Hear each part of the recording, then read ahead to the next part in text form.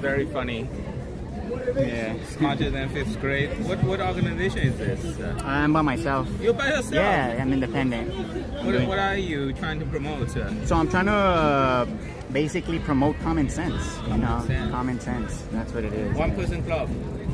Yeah, it's just me. Yeah. Good job. I have a YouTube channel here. I can give you my flyer, and you can check it out later on. Yeah.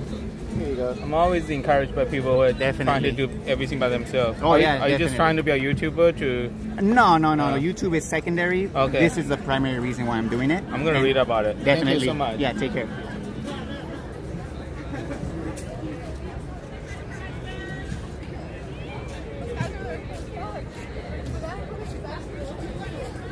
Damn, that guy looked like a professor. If I was already set up and ready, maybe I could have... he looked like he was in a hurry, though. So.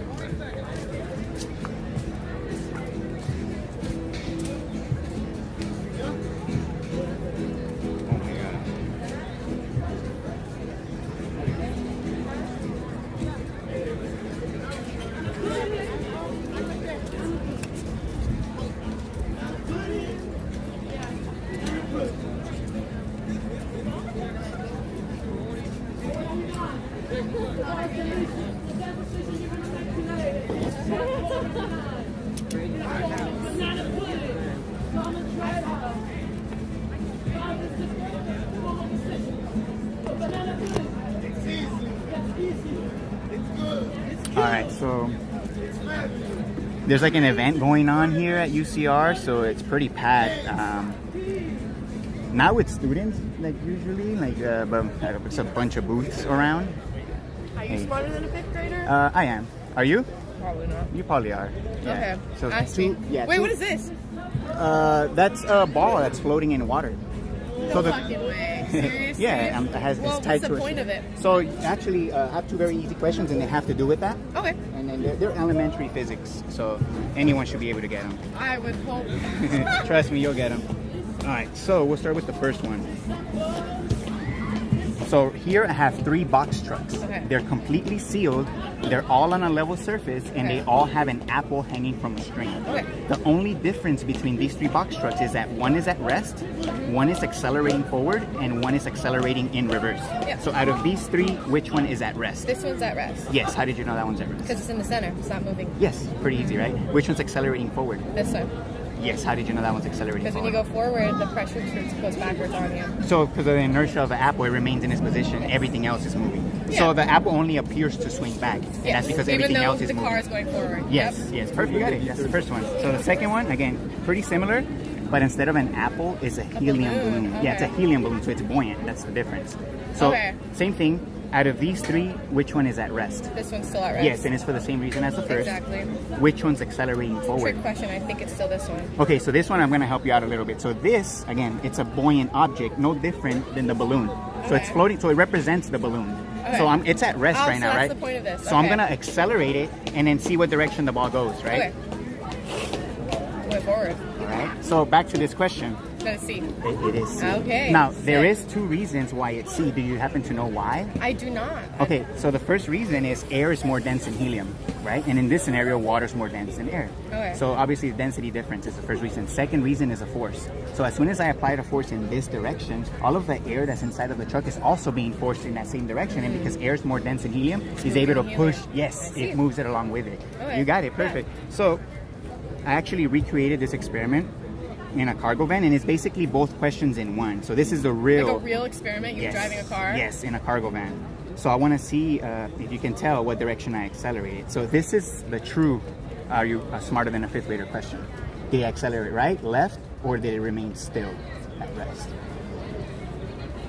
Well, which side is the front of the car? It doesn't matter. The back wheel? It doesn't matter. Matter should tell you what direction I accelerated.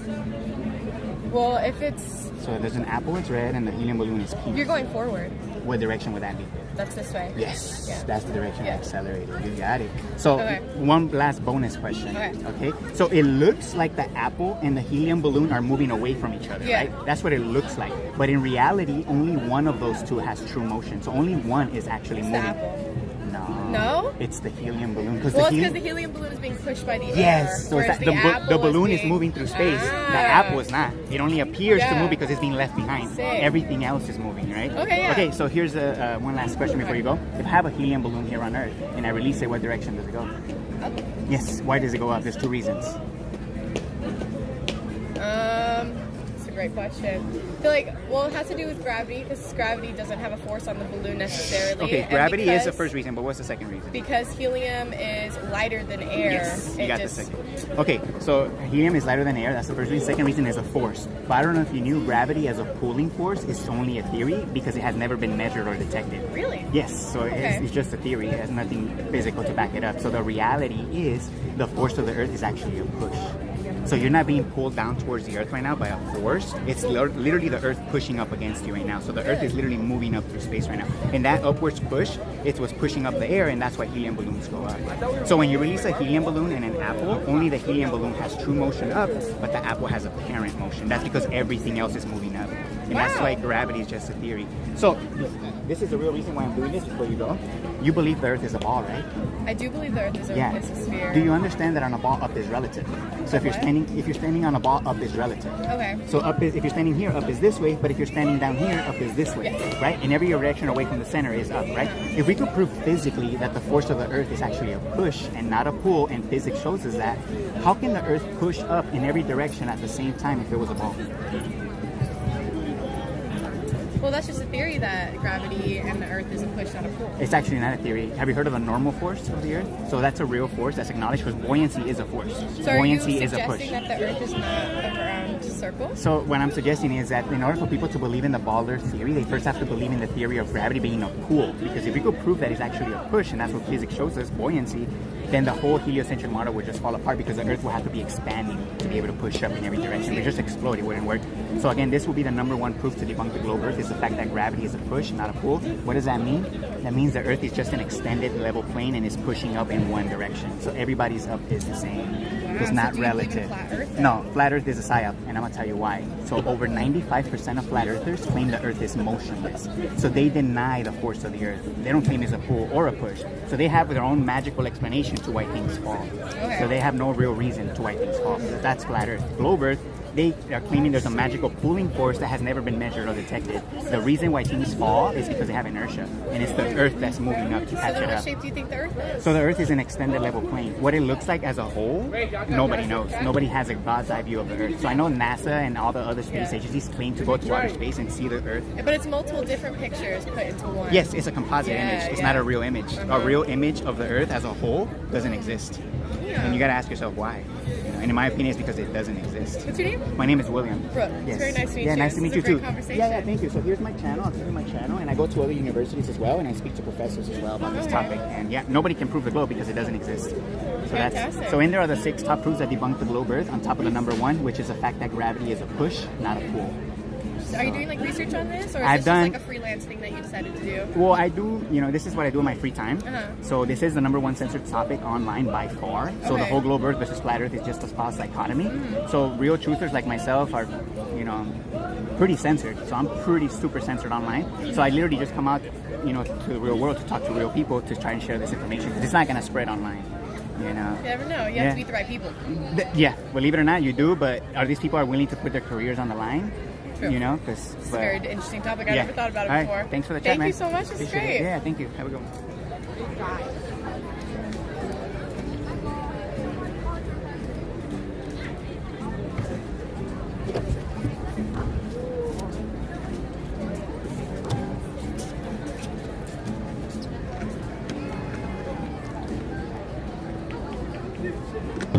I'm literally right in front of the sun right now and I have no choice. Let me show you guys real quick what it looks like. The setup. I'm in the general same area, but in a literally slightly different position. So let me just show you guys real quick. So show you guys how packed it is too. God damn, why is it so zoomed in? There we go. All right, so as you can see, that's usually where I post up the tree behind these tents. But obviously it's being blocked. So yeah, as you can see, it's all so many tents right here, and look at the irony on this table. Look at the map, the UN map. I think that was the girl that spoke to me already, the one that's standing right there next to the map. But yeah, apparently there's like an event gonna be going on here because there's speakers over there. But yeah, this is where the table is. I think it's a decent spot other than the sun literally being on my face. But luckily it's not that hot today, so I should be able to bear it. But again, I literally couldn't post anywhere else because if I post on the outskirts of the school, it's not gonna be a good spot. You know, I'm not really gonna get students walking. You know, so I had to be somewhere here, and it was kind of hard to find this spot. I had to walk all around just to see what the best spot was gonna be. So that's what it looks like.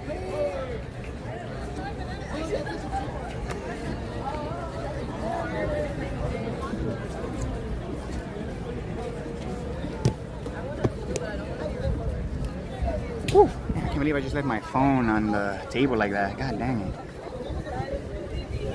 Somebody could just came and snatched that shit.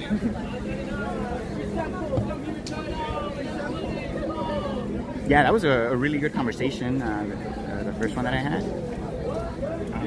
No offense to females, but usually when I have conversations with females, they usually like space out or they don't really care, you know, they you know. Mainly they usually just space out, you know, but she was pretty engaged.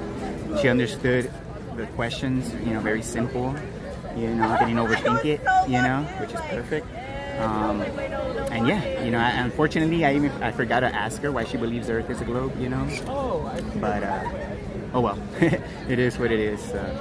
A lot of times too, when I present this information, I don't even have to ask people why they believe the Earth is a globe. They automatically give me their proof of a globe. Like, oh, like right after, you know, I say that gravity is just a theory as a pulling force and it's only a push.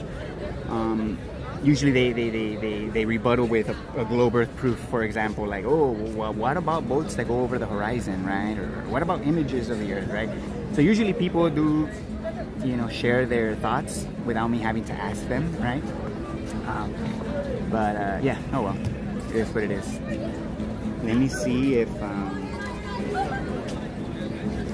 there's anything in the chat worth checking out.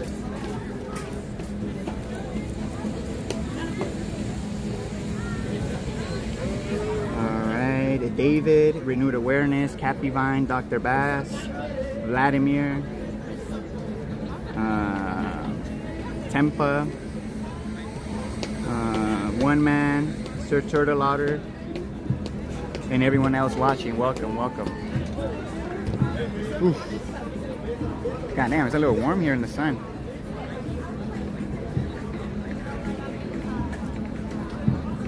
Alright, let me see.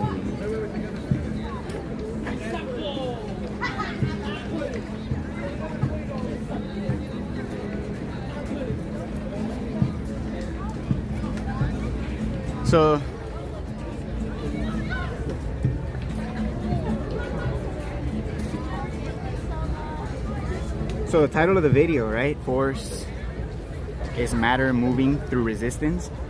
Because in the last video, I mean, the guy was kind of like emphasizing, oh, what is force and force, you know, like he was trying to like redefine force, right? Like trying to understand it, right? Like, and I was giving them a simple definition that, oh, force is just a push, you know.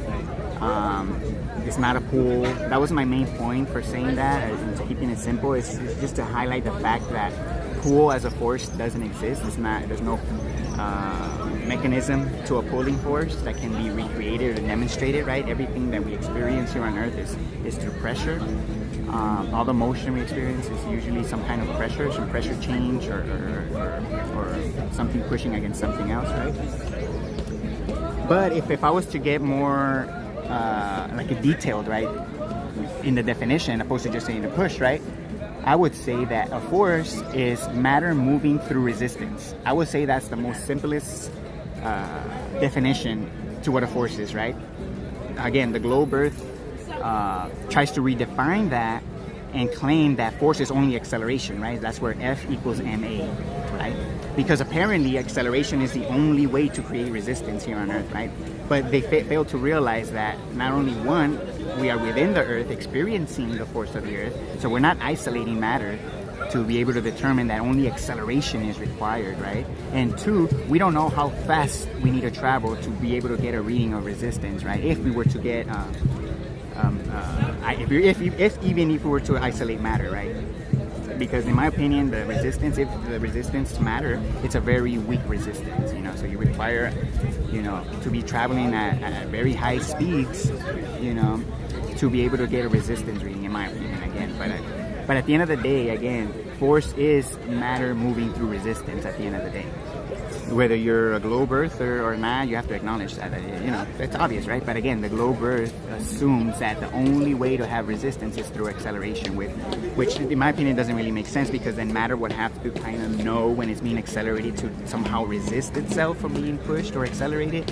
And then when it's not being accelerated anymore, it stops resisting. Like, you know, that, you know, it just doesn't make sense. And also drop test, in my opinion, show that there is a deceleration between if you drop two different objects right after each other.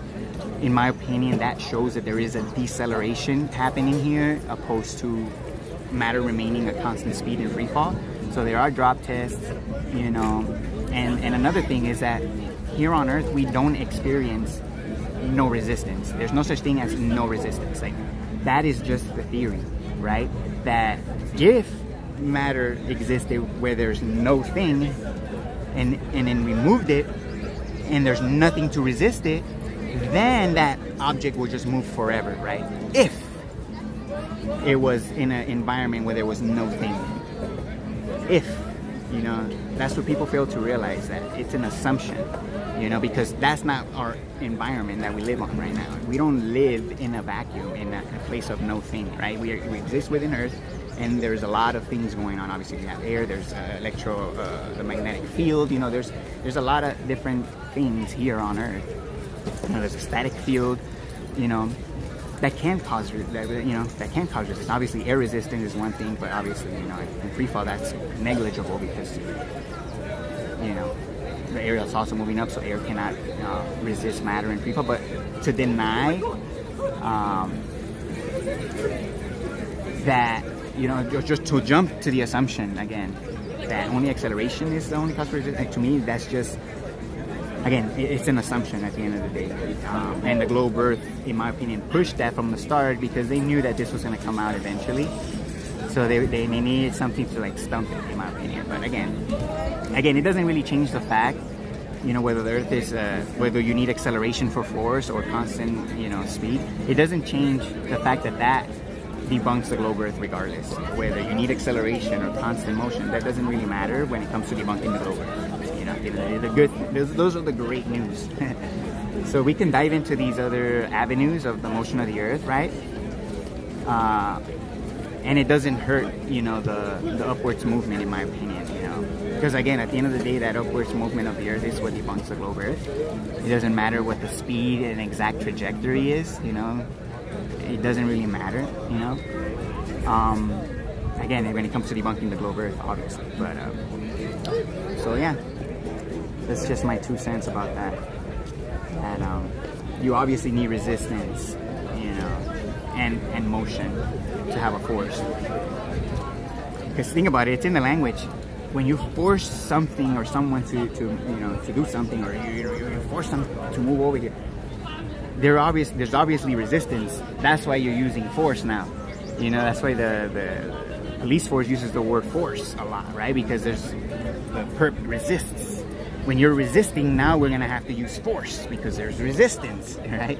Now you're doing it by force, you know.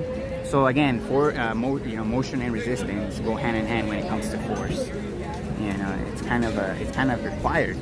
You know, you can't have force without a resistance factor.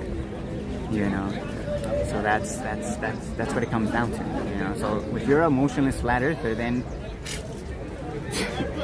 you're not even part of the conversation right now. Like, you're in La La Land, you're in Narnia land, talking, you know, Narnia physics. You know what I'm saying? But yeah, that would be a very simple definition, in my opinion. That doesn't make assumptions about what resistance is. I just acknowledge that the resistance is required, but I don't claim 100% to know how that resistance is, right? So, but yeah, force is matter moving through resistance, in my opinion. Like that's a pretty simple explanation, you know.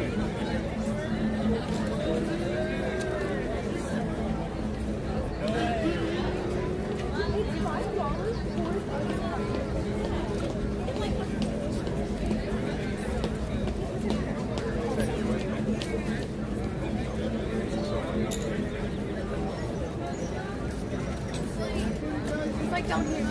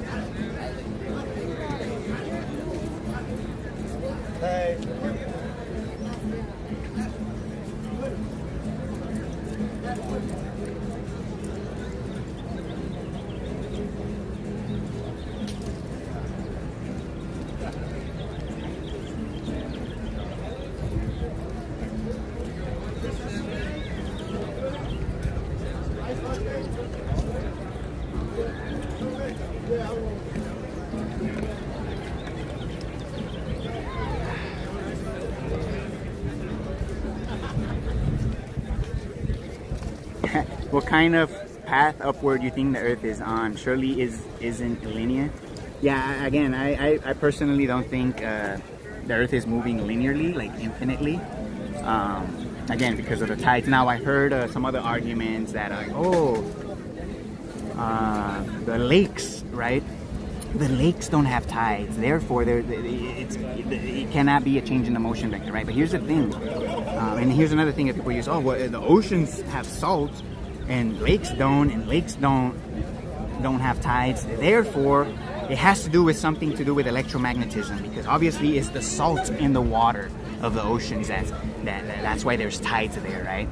So here's my opinion to why I think there is tides in the oceans and no tides on lakes. So first thing, the ocean, you know, right? It's enormous. It's huge. It's you know, as far as we know, again, we could be wrong about this, but it's more water than land. So the ocean is huge, right? We could say it goes from across the entire Earth almost, right? You know, we could say that. Point being, the point I'm trying to make is that a lake, in comparison to the oceans in size, is almost nothing, you know? So in my opinion, the reason why there is no tides in the lakes is because there's a size difference. Not because the oceans have salt or because lakes don't have salt and, you know, something magnetic is doing it. Like, in my opinion, it has all to do with the size difference, you know? So for example, we have the Earth like this, right? And there's a slight deviation, right? And the water levels out perpendicular to the Earth, right? If there's a slight deviation, which obviously to scale you won't even notice it, but the water, it's gonna obviously reorientate, because water is the #1 tool for level. So if there's a slight deviation in that vector, then water is gonna detect it, especially the enormous size of the oceans, right? When there is a slight deviation of the Earth, then the ocean has to completely reorientate from one side of the Earth to the other. Think about that distance. Think about that size, you know? So there is gonna be a noticeable deviation there, because the distance that the oceans are from left to right, or whatever you want to call it, right? It has to do with the size. So a lake is like a dot in comparison to an ocean, so it's not gonna display that tide, you know, like the oceans will. The water doesn't need to travel as much, and the deviation from point A to point B is almost negligible. It's almost not gonna be there. The difference in height from a lake from point A to point B is not gonna be there. Think about it. The difference in height from the center of the Earth, or wherever the tilt would be, to the highest tide that we've ever measured is only 55 feet, or around 50 feet. And that's over like thousands and thousands and thousands of miles. So a lake that's only like, you know, 100 miles, you know, or so, or less, it's not gonna, the difference in height between the 2 points is not gonna be, it's gonna be negligible. Not only that, that lake doesn't stretch from one side of the Earth to the other side of the Earth, you know? So it just, again, it has more to do with the size difference. than salt water. You know, in my opinion. Again, another thing that I heard about the tides is that there could be a drainage system that sucks water out faster on one side of the earth than other sides of the earth, and that's why we get different high tides and low tides. Well, here's the thing: if you have a giant pool filled with water, and on one side you're draining the water with a 1-inch diameter hole, so the water's draining kind of slow on that side, right? But then you go to the other side of the pool, now you add a 10-inch diameter hole. Are you gonna tell me that pool is gonna, when the water gets drained out, are you gonna tell me because there's a 10-inch drain hole on this side and only a 1-inch hole on this side, are you gonna tell me that the water's gonna drain out like in a tilt? Is that what people think? It's not. It's gonna drain even. It doesn't matter how fast the water drains in what area. It doesn't really matter. The water's gonna drain evenly. It doesn't matter if on this side is draining 10 times faster than it is on this side, because it's a one body of water. The water is gonna drain evenly. That's just physics of water. So if people want to dismiss that, the tides, it can be a deviation in the Earth's motion vector, it has to be some kind of drainage system, well, it's completely flawed. It would defy the physics of water when contained and at rest. And then if you drain the water out from any container, the water will remain level, and it will just lower the level as the water decreases. At no point could you make that water deviate by draining one side more than the other. I hate to say it, but that's just retarded. If you believe that, then again, that's just your belief. It doesn't align with how water behaves, and it's just a belief.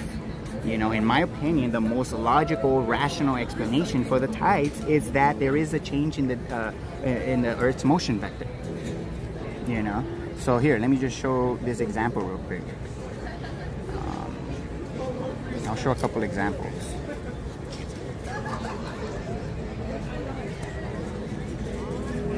So again, let's show this one for example.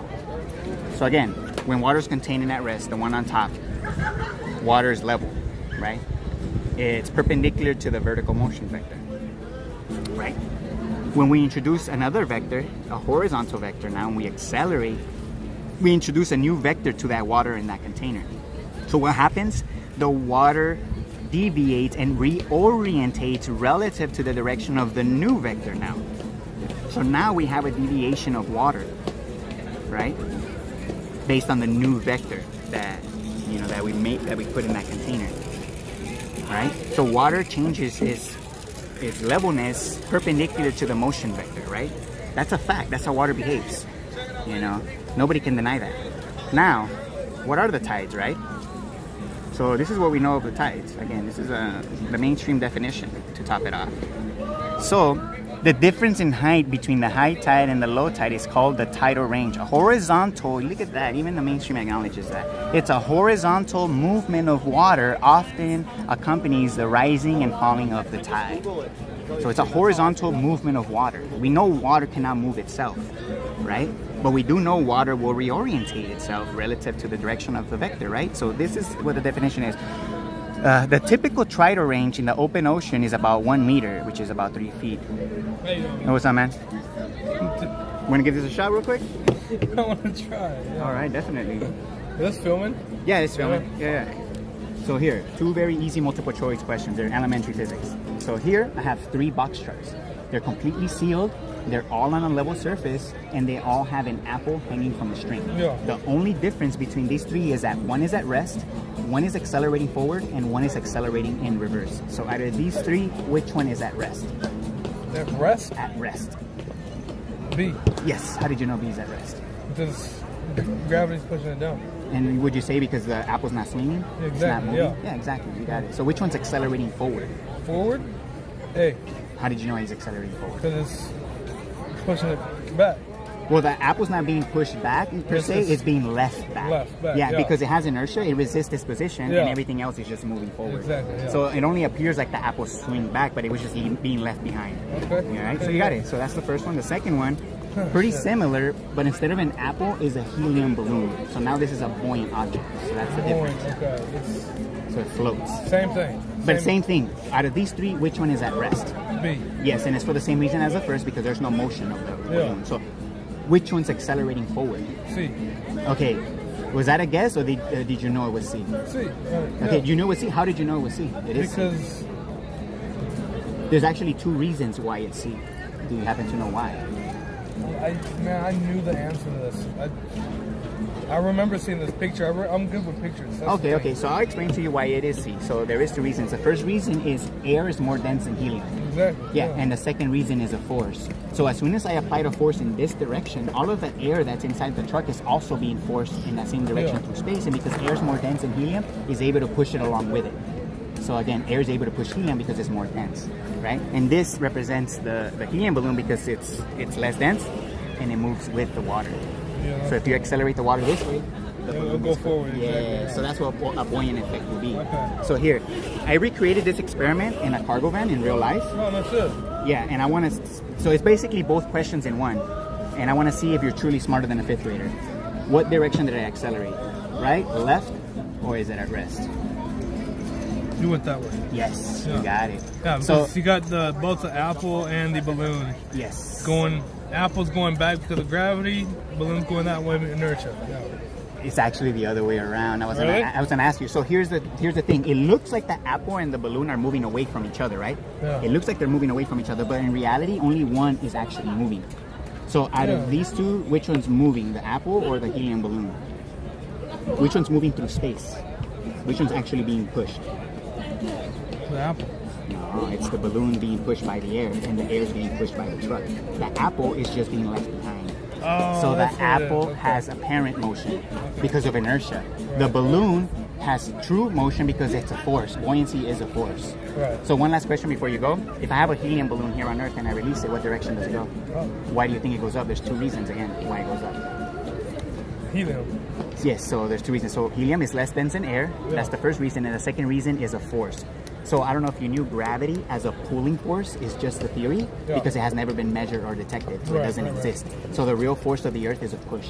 So you're not being pulled down to the Earth right now. It's the Earth literally pushing up against your feet. And that upwards push is what's pushing up the air, and that's what's pushing up helium balloons. Right. So when you release an apple and it appears to go down, it only has apparent motion. It's because everything else is moving up. Right. So the force of the Earth is a push, not a pull. So Hugh, before you go, just real quick, you believe the Earth is a ball, right? Yeah. Yeah, do you understand that on a ball up is relative? You believe we're in the ball. Why, there's students that think it's fucking flat? I don't believe it's flat. But you believe up is relative on a ball? Yeah. Yeah, what does that mean? Wait, repeat the question? Do you understand that on a ball up is relative? Yeah. So if you're standing here, up is this way, but if you're standing down here, up is this way, right? In every direction away from the center is up. If we could prove physically that the force of the Earth is actually a push and not a pull, and physics shows us that, how can the Earth push up in every direction at the same time if there was a ball? I don't know. It wouldn't work. It would just expand or explode. So the number one proof to debunk the globe Earth is the fact that gravity is a push of the Earth, not a pull. Right. And physics shows us that. So the fact is, the Earth is not flat. It's an extended level plane. So there's a huge difference between flat and level. Because flat earthers claim the Earth is motionless, but that's bullshit. So flat earthers and globe Earth is just a false dichotomy. So the fact is the Earth is a level plane, pushing up. So yeah. Any questions before you go? Do you have another one? No. Let me ask you this: why do you believe the Earth is a ball? Ball. Yeah, why do you believe the Earth is a ball? God made it that way. Okay, physically, what? I don't know. Why do you believe it? Is it because you were told? Yeah, and plus you see the globes all over. You see a globe right there. Okay, but that's just a plastic toy. I don't know. Would you say you just believe it based on faith? Yeah. So it's no different than a religion. Just know that.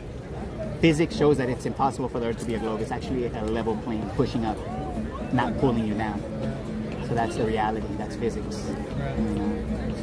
So yeah, if you could find anyone that you think could prove the globe, you can send them to me. I'll be here for another 2 hours or so. But yeah, trust me, I've spoken to hundreds of people, hundreds of students, and nobody can prove the globe. It's just a belief. It's the biggest religion on earth, believe it or not. I used to believe it too, 10 years ago. I grew up. That's what happened. So yeah, the globe Earth is childish. I hate to break it to you. NASA is just Disney for adults. Right. Yeah. Okay. All right, man. Appreciate it, man. You seen how quickly his demeanor changed, right?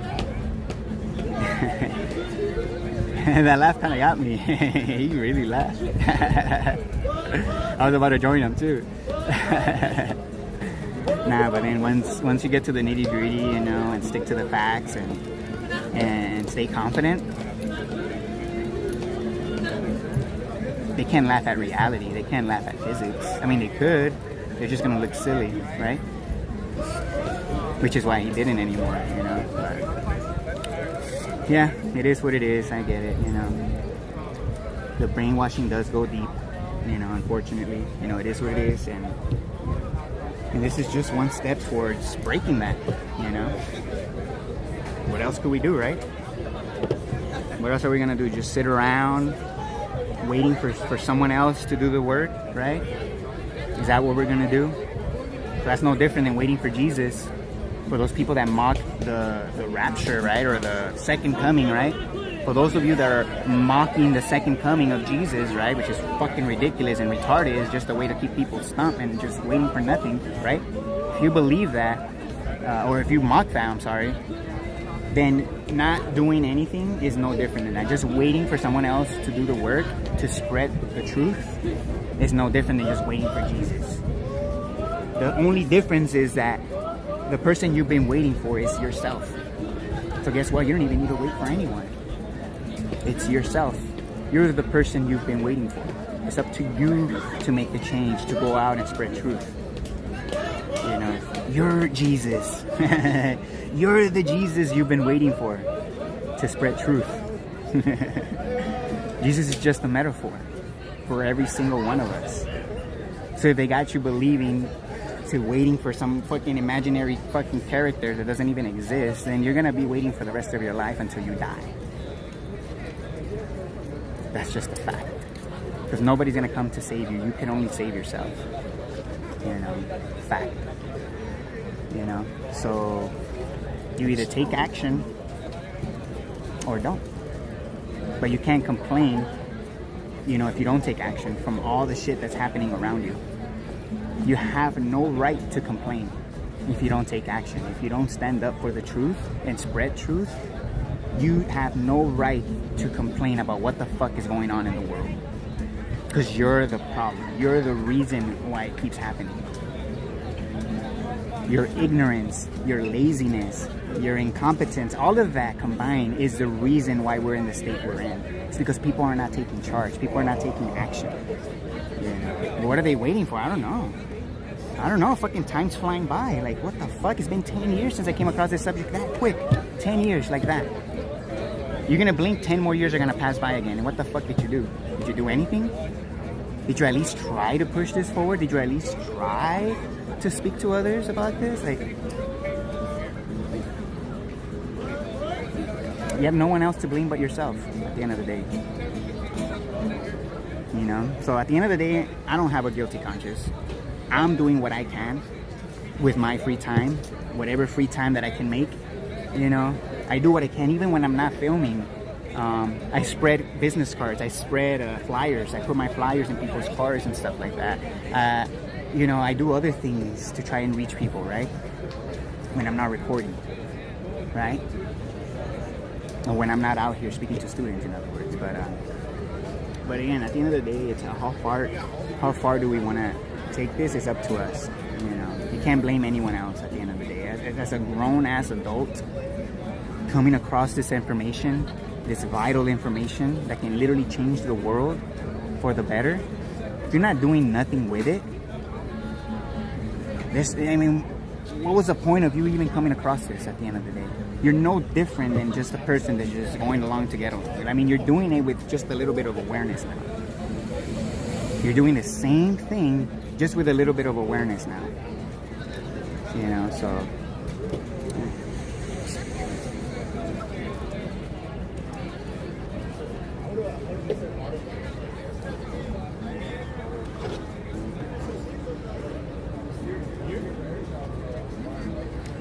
Yeah, the second conversation, that was a good guess. It's funny because it is a guess, you know, because when I ask people for the reasons why they pick that, like, do you know the reasons why that happens, right? They never actually know.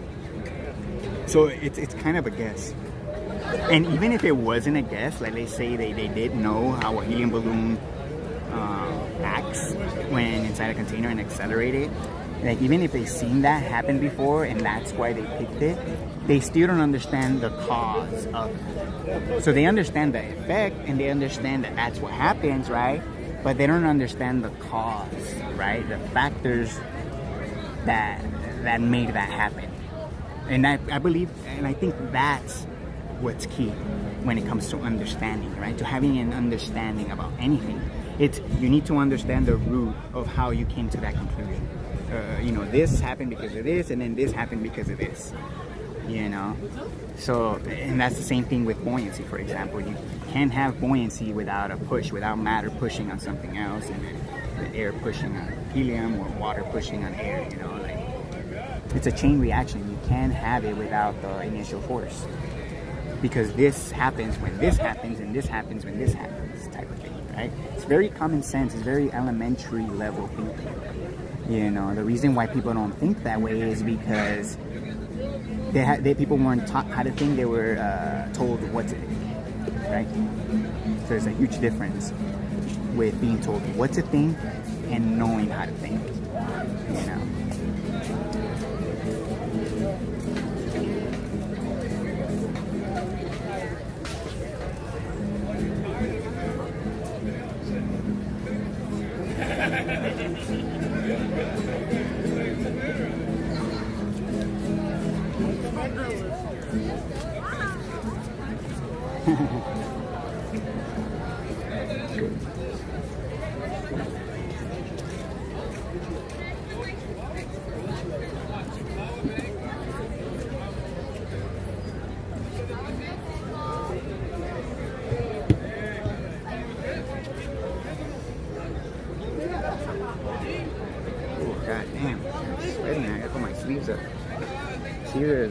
Check the chat real quick. No, please, no.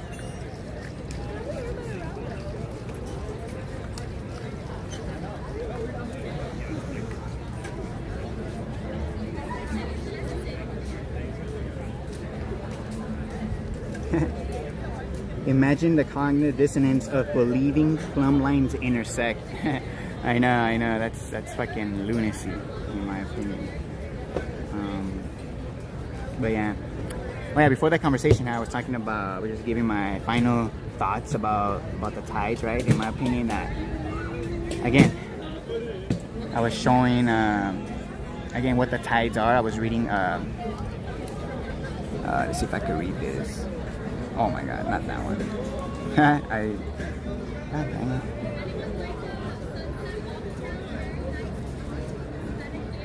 Okay, I think that's good. Okay, let me just see if I can read this real quick. Okay, the typical tidal range in the open ocean is about 1 meter, which is 3 feet, blue and green on the map on the right. Closer to the coast, range is much greater. Coastal tidal ranges vary globally and can differ anywhere from near zero to over 16 meters, over 52 feet. So again, the tidal range gradient, again, it's not a constant drain, or whatever we'll call it. It's like a gradient. It's a deviation, in my opinion. So in my opinion, this is what's happening. So this is what the globe Earth shows on top, what the tides look like on a globe. But this is what the tides will look like on a level Earth, which is the one on the bottom. I would find it really hard. I mean, anyone that denies that this, again, understanding that the ocean is just one giant body of water, right? And understanding how water behaves, for example, right? And understanding that the oceans are horizontal level, right? And understanding that the tides is literally a horizontal movement of water with a tidal range gradient, right? Given all these evidences about the tides that we know, right? This is what it comes down to, is either the globe Earth showing the tides in the top one, or a level Earth, this is what the tides would look like. So which one fits, the definitions that we know of for the tides, of what we know of the tides, right? Which one fits better? it's obviously the bottom one, obviously. Now, any flat earther denying that this is what the water is doing, obviously this is not to scale. I even had to put that there because people are gonna fucking nitpick that like fucking trolls. It's not to scale. That red line will literally be almost perpendicular, a parallel to we wouldn't even be able to tell the deviation if it was to scale. Let's just say that obviously 58 feet over tens of thousands of miles is going to be negligible, right? But the water is going to be able to detect it because the oceans are huge, right? It has to reorientate, it has to level out to the new vector, right? So again, it all has to do with the size of the oceans in comparison to lakes and why lakes don't display that, in my opinion. And if you look it up, the largest lakes on Earth do have a high tide and a low tide, which is very minute, but it's there. You can look it up. For those of you that think they have a better theory, I would say this theory is actually backed up by actual by physics and how water behaves. Again, it's a theory because I can't prove it for 100%. I can't go outside of the earth and prove that's 100% what's happening, but in my opinion, it's the most logical theory that's actually backed by physics. So people that would deny that and that water is doing something else, and then I guess that's just your opinion. I guess again, nothing's 100% fact when it comes to the tides, obviously, but again, my opinion, that would be the most logical explanation based on how water behaves, so. And again, for people, but the lakes don't affect the tides. The tides don't affect the lakes. Again, there's a size difference. It's like your cup. People saying, "Oh, my cup doesn't deviate." Well, there's clearly a size difference between a cup of water and the oceans. The cup of water doesn't the difference in height between point A and point B relative to the vector of the earth is negligible. Like, what the fuck? What the fuck? It's fucking crazy that again, if that's enough for you to dismiss this, I can't help it. Which again, I'm not 100%. Oh, this is what it is. I'm just going based on what matter shows me. That's the most logical conclusion. That makes perfect sense. That fits with the upwards vector. That it matches how water behaves when there's a change in the vector. There's a horizontal movement of water, and it's a constant. It happens twice a day, and it happens every day, twice a day. It's constant. It's a fixed system that's making that happen. So, it doesn't take a genius to see like, oh shit, holy shit. Not only that, the word tides, in my opinion, could come from the words tilt and side. The word tilt and side make the word tide. I would not be surprised if that's where the word came from. The word tide, because the water's tilting to the side to reorientate with the motion vector of the earth. And that's where the word tide comes from. I would not be surprised. Just like there's clues in our language, because what? Our language needs to have meaning. If you want to use language to communicate, your words need to have meaning. If they don't have meaning, if they're not rooted to something that's true or meaningful, then we're just talking shit. We're just word salading. That's what the globe earth does. They just make up words and then try to give explanations with these made up words and definitions and think they can prove something like that. That's retarded. Again, words have meaning. I'm not saying words prove anything. I'm just saying that if the word fits, it fits for a reason. The word horizon, horizontal, for example, right? There's just so many like that. I just can't think of them outside of It's just so simple, man. I can't, the reasons people are giving to dismiss this, it's kind of weird, because again, it doesn't change anything when debunking the globe earth, right? So you shouldn't be scared to talk about it, in my opinion, right? Because it doesn't change it. Once you realize that the exact speed and trajectory of the earth moving up doesn't change the fact that it can be a globe, then again, you shouldn't be scared to share your opinions, and stuff like that. Which again, it's fine. People that have shared their opinions and why they disagree with it. But here I am highlighting why those reasons don't apply, or why those reasons aren't good enough for me. So it's just me sharing some thoughts, and again, showing people how I come to the conclusions that I come to. I don't just make assumptions out of nothing. Like, like why would I do that? Like that's dumb. That's retarded. Why the fuck would anyone do that, right?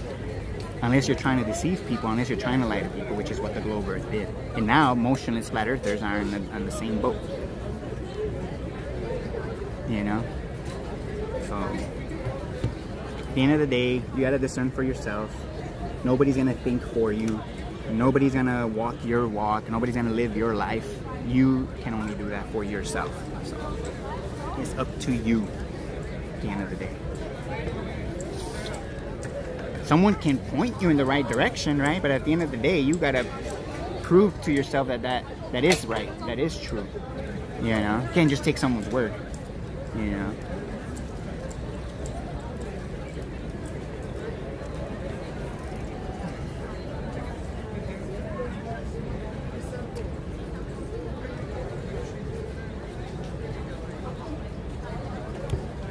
God damn, hopefully my phone doesn't overheat, man.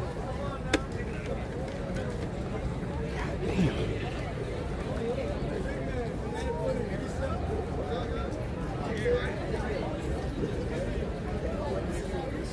No way. It's 71 degrees. What the hell? Feels way hotter than that.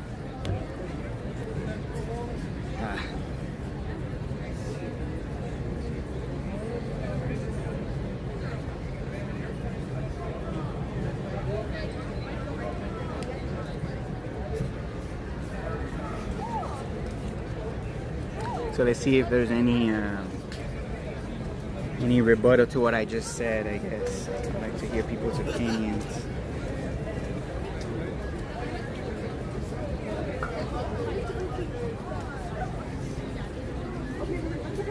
Thank you guys. Appreciate it.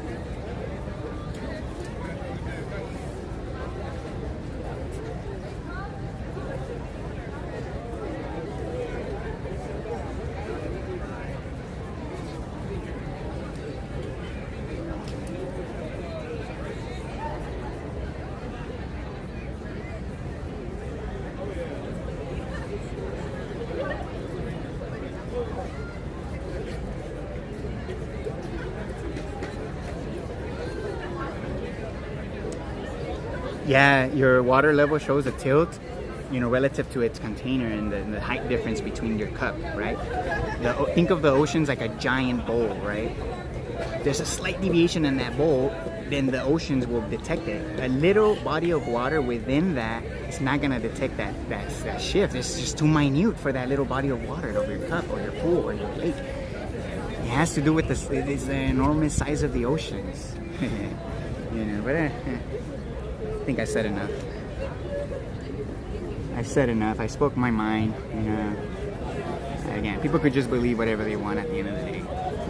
Again, it doesn't really change the fact that the Earth is pushing it, but I think it does matter in the sense where, whoa, if pulling forces don't exist, because people bring this up, well, why do the tides happen, right? Because it's the moon's gravity that does it, right? So explain the tides, right? If pulling forces don't exist, then why do the tides happen, right?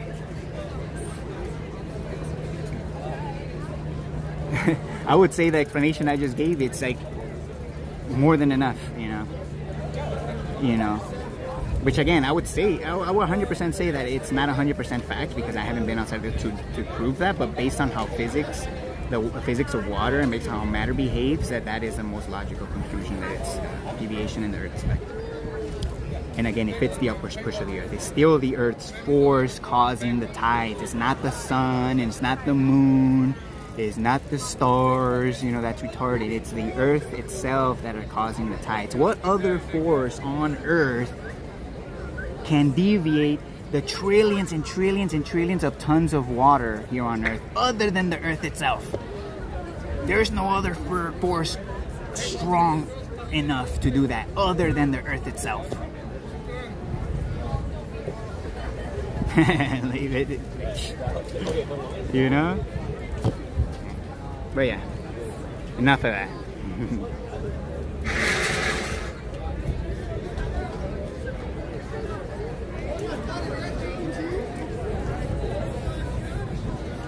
One man, the Indians say, we live inside a lotus flower that is rising through the waters, growing as it goes, and flowers grow with a wobble to it. Fair enough.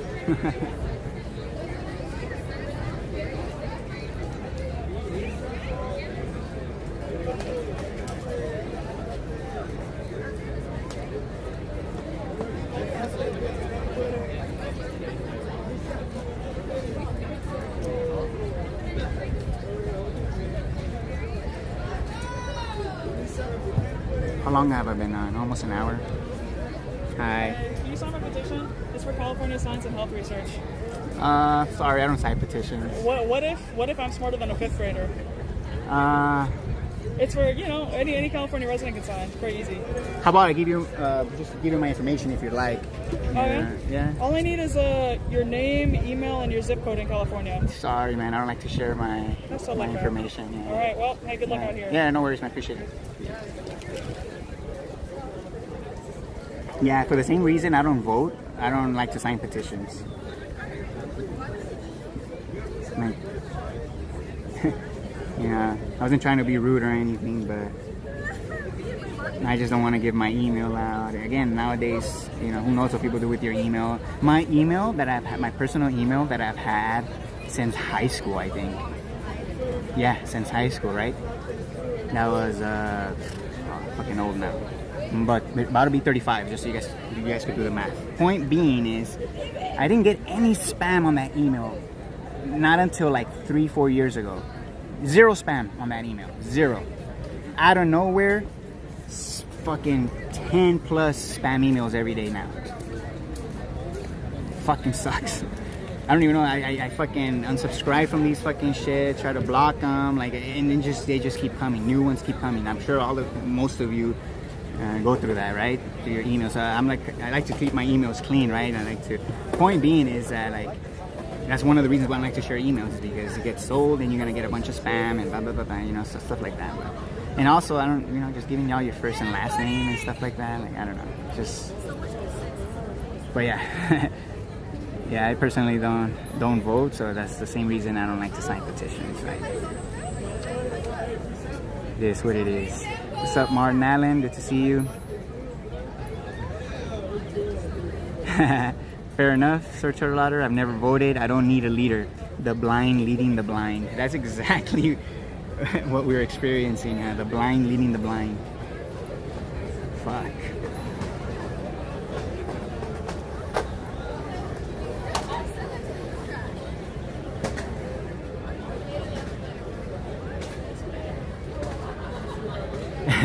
I know, that's another thing. When I sign my petition, but I don't need more than a signature, true. Especially once you start asking for email and shit, like, nah.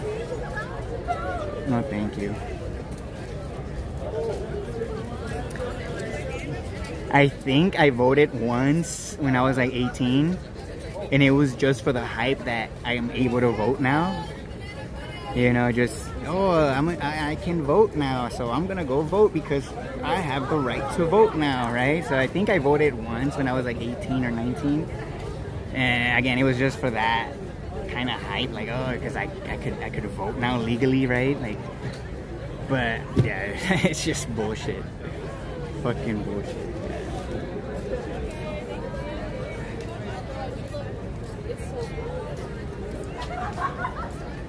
Woo. Damn.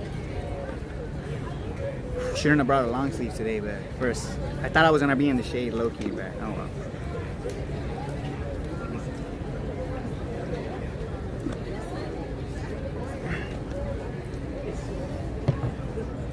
Hey William, how do you deal with depression or cope with negativity of the world? That's a good question. So yeah, believe it or not, listening to music, like positive music, for example, like truth music, helps a lot. It helps motivate me a lot, I'm not gonna lie. So music is one thing. I know there's not a lot of good music out there again when it comes to truth, but I mean there is a lot of underground artists that have pretty good music in my opinion. Again, they still will mention the globe here and there, like global and stuff like that, you know. Obviously they still believe in the globe earth, but the message that they bring, you know, it's very positive. They obviously, you know, about empowering yourself and not just believing, you know, bullshit from the government, for example. They're like anti-government songs type of thing, anti-systematic songs, you know, type of thing. Not necessarily like flat earth songs, right? But yeah, just music like that. Psychedelic artists, for example. One of the artists that I listen to is what's his name? Illuminati Congo. You guys can look him up. He has pretty good music. Pretty I guess positive music, you know, and it does help with when you're feeling a little negative. It does help motivate you a little bit, I guess. You know, but I guess music does help like that. Obviously, when you have a family, when you have kids, you know, that's a huge motivation as well. I would say the biggest motivation is just trying to be the best you can be for your kids. Trying to, you know, it's not easy, obviously, but knowing that you're gonna leave this world behind with them here, you know, it just makes you want to be better. Once you know, makes you want to make actual changes to make life easier for the future generation. You know, so yeah, your own kids, and then just in general, just, you know, kids in general, you know, like just seeing the innocence in children, right? Like, and knowing that we live in a fucking predatory world. It's pretty scary. So who wouldn't want to change that, you know, for the children, for the kids, for the youth? You know, I wouldn't want them to grow up in the same system we did. You know, it was garbage, it was shit. So yeah, just motivation, and then putting yourself in others people's shoes type of thing, and seeing the injustice, you know, type of thing. I think that there's a lot of motivation from that. How you doing? I'm doing good. How are you? I'm good. What are you doing?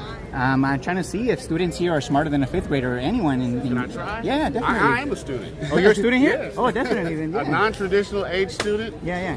I'm actually art history. You guys want to do it together too with him? You guys could do it together as a group. Oh, it's like that. Oh, I'm about to be on Instagram. YouTube. I'm live, but this one's recording me though, live. But you're good, man. You're good. Alright, yeah. cool. So here we'll start two very easy multiple choice questions. Elementary physics. So I have 3 box trucks. Yeah. They're completely sealed. They're all on a level surface, and they all have an apple hanging from a string. Mm-hmm. The only difference between these 3 box trucks is that one is at rest, one is accelerating forward, and one is accelerating in reverse. So out of these 3, which one is at rest? That one. Okay, how did you know B is at rest? Because it's not in It's not moving. Exactly, you got it. Which one's accelerating forward? that one. How did you know A is accelerating forward? If you accelerate forward, it's like gravity. It's not gravity, but it's inertia. Inertia. It's a fictitious coaster. Inertia, yeah. Force, right? It's inertia because the apple is able to resist this position in space when the whole container is moving forward. Then that, So the apple gets force left factor is behind. going That's what's happening, and that's why this one's accelerating forward. I was expecting a trick question. No, these are very elementary physics. Oh, okay. Very easy. Yeah. Okay, the second one. That's why are you smarter than a 5th grader? 5th grader can answer these, you know, easily. So okay, out of these 3, which one is at rest? The only difference now is a helium balloon instead of an apple. This one's at rest. So yeah, and unless they're on an angle or something. Yeah, but they're on a level surface. Okay. So yeah, this one's at rest. You got it. You got scared. Yeah, you got scared. Now this one's the hardest one, believe it or not. Which one's accelerating forward? Accelerating forward. From these. This one. Okay, now I have this as an example because this is a buoyant object, no different than the balloon. So it's floating, right? Yeah. It's at rest right now. I'm gonna accelerate it and then see what direction the ball goes. Right? So going back to this question, knowing that this is a buoyant object as well, which one's accelerating forward? Can you do that again? Yeah, look. So this represents the that balloon. air? This is It's air? air and water. But it represents the balloon because it's buoyant. It's floating. You change the gas. But it doesn't matter. The principles are the same. So this represents the balloon. And what That's I a fact. saw was when you went forward, it went forward. Yes. how's that happen? I'll explain to you why, but It's got something to do with electrons, static electricity? no, it has to do with force. Force. So, Not magnetism. Not magnetism. Okay. So, okay, the answer is C, obviously, right? Yeah. And there's two reasons. The first reason is air is more dense than helium, right? In this scenario, water is more dense than air. But it's the same principles. It's the medium that surrounds it being more dense, right? So as soon as I apply the force in this direction, all of the air that's in, Squeeze the air forward. yes, it's pushing the air forward, and because air is more dense than helium, it will push anything that's buoyant forward. Water, the same thing. So if you put something that floats in water and you push the water forward, that buoyant object is going to get pushed forward. Right. It's only a rock that will get left behind in water because a rock is more dense than water. Exactly. So Are you here. a student here? No, I'm not a student here. I'm just here to challenge the students. So here, I recreated this experiment inside of a cargo van in real life. So I want to see if you could tell what direction I accelerated, to the right or to the left. Can I see? Yeah, definitely. Can you turn up the brightness? It actually went dim right now because of the. Like, So which one is? can you see the apple and the I balloon? do. Oh, that's awesome. So what direction would they accelerate here? Would you say? Okay, you're going forward. Yes, exactly. You got it because that's the balloon. That's the direction The the apple balloon. was the rock. Yes. It didn't get left behind, but it got pushed It back. got left behind Okay, actually, it and did. the balloon got pushed forward. Right. So a bonus question here. Yeah. It looks like the apple and the balloon are moving away from each other, right? That's what it looks like when you're inside the cargo van. It looks like they're moving away from each other. Okay. In reality, only one of those is moving. So out of the helium balloon and the apple, which one is actually moving through space? Yes, you got it, because the balloon is actually being pushed by the force. and the apple's being left behind. So the apple only has apparent motion, the balloon has true motion. So that's the reality. So one last question before you go. If I have a helium balloon here on Earth and I release it, what direction does it go? Why do you think it goes up? There's two reasons why. Oh damn.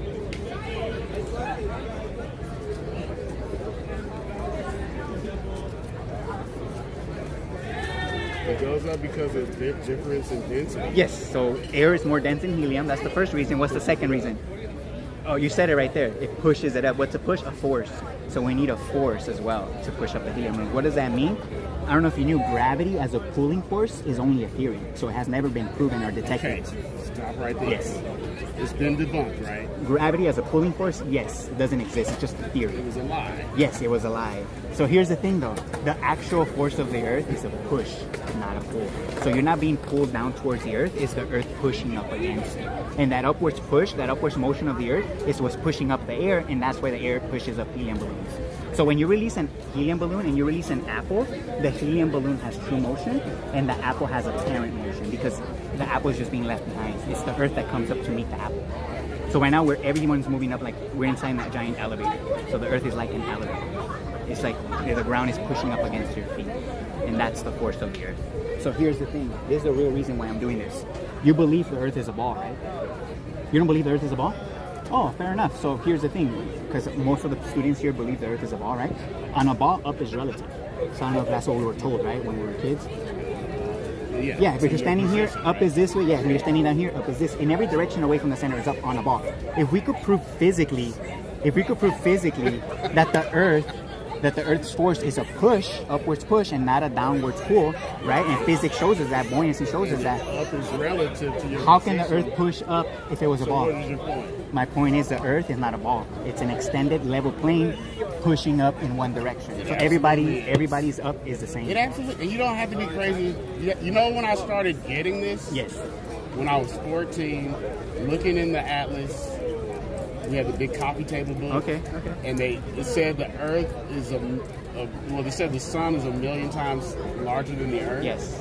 It's very big. That's a very clean number. Yeah. Even at 14, very round number. It's a very round number. I figured that out at 14. I don't even think that I really knew what I was thinking. I was just like... You just didn't make sense It to just you. didn't And make you didn't sense. accept it. That's the thing. You know what it was?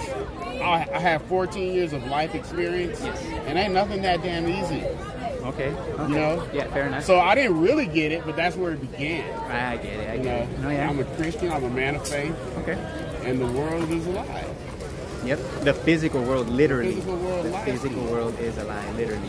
What's your name? My name is William. William? William, yes. Wendell. Wendell, nice to meet you. So, I mean, do you have any questions for me about this subject? So, Nah, can I share the number 2 proof with you that debunks the globe?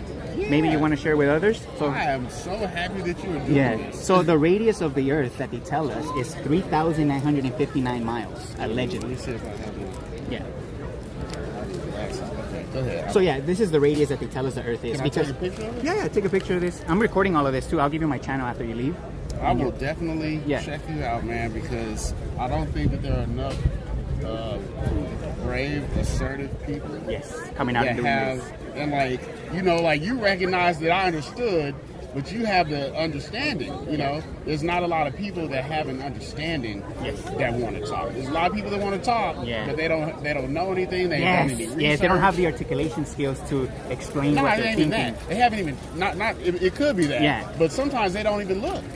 That too, yeah. That's all you have to do, you know. Yeah. You can't really have an opinion. Yeah, if you don't understand it yourself. I mean, what's your opinion if you don't know anything? Exactly. So Okay, so the radius of the Earth, right? So they claim to have satellites orbiting the Earth, right? So they need to give us these numbers because they're claiming to do so, right? this guy, your table should be overflowing. Right, Yeah. right. So you know the Pythagorean theorem, right? It's elementary. A squared plus B squared equals C squared. So using that simple calculation, we plug in the numbers. That should tell us how much curvature there should be every mile. And it turns out there should be 8 inches per mile squared. Yeah, I'm well aware. Yeah. So in 3 miles, there should be 6 feet of curvature, right? So how do we measure for that curve, right? There's a very easy way to do so. If we went out to a giant lake that was 3 miles across, for example, filled with water, and we build a level structure above the body of water, the water, when containing at rest, is going to be parallel to anything horizontal above it, because water, when it's containing at rest, the surface always takes the shape of the container, but the surface always water's level, the number 1 tool for being level. So they're trying to tell us that no, every lake on Earth is bending 8 inches per mile squared, which is a physical impossibility for water on a lake to do this. The surface You of would water. be able to see that. Yes. Not only will you be able to see it, but you'll be able to measure it too. You know, but you should be able to see, especially 3 miles, you would see that. yeah, so easy. not only that, 10 miles, there should be 66 feet of curvature. That's the height of this building almost. 66 feet? That's like a 6-story building, maybe. You know what? If the world worked like that, it would be terrifying. Yes, it would be. It would be. You know, it would look fucking crazy. I'm not trying to take over your video. No. There's a theory. I don't even know if it's a theory. It's basically that a human being that woke up on an alien planet would go insane. Yes. Because that would be too much for you to handle.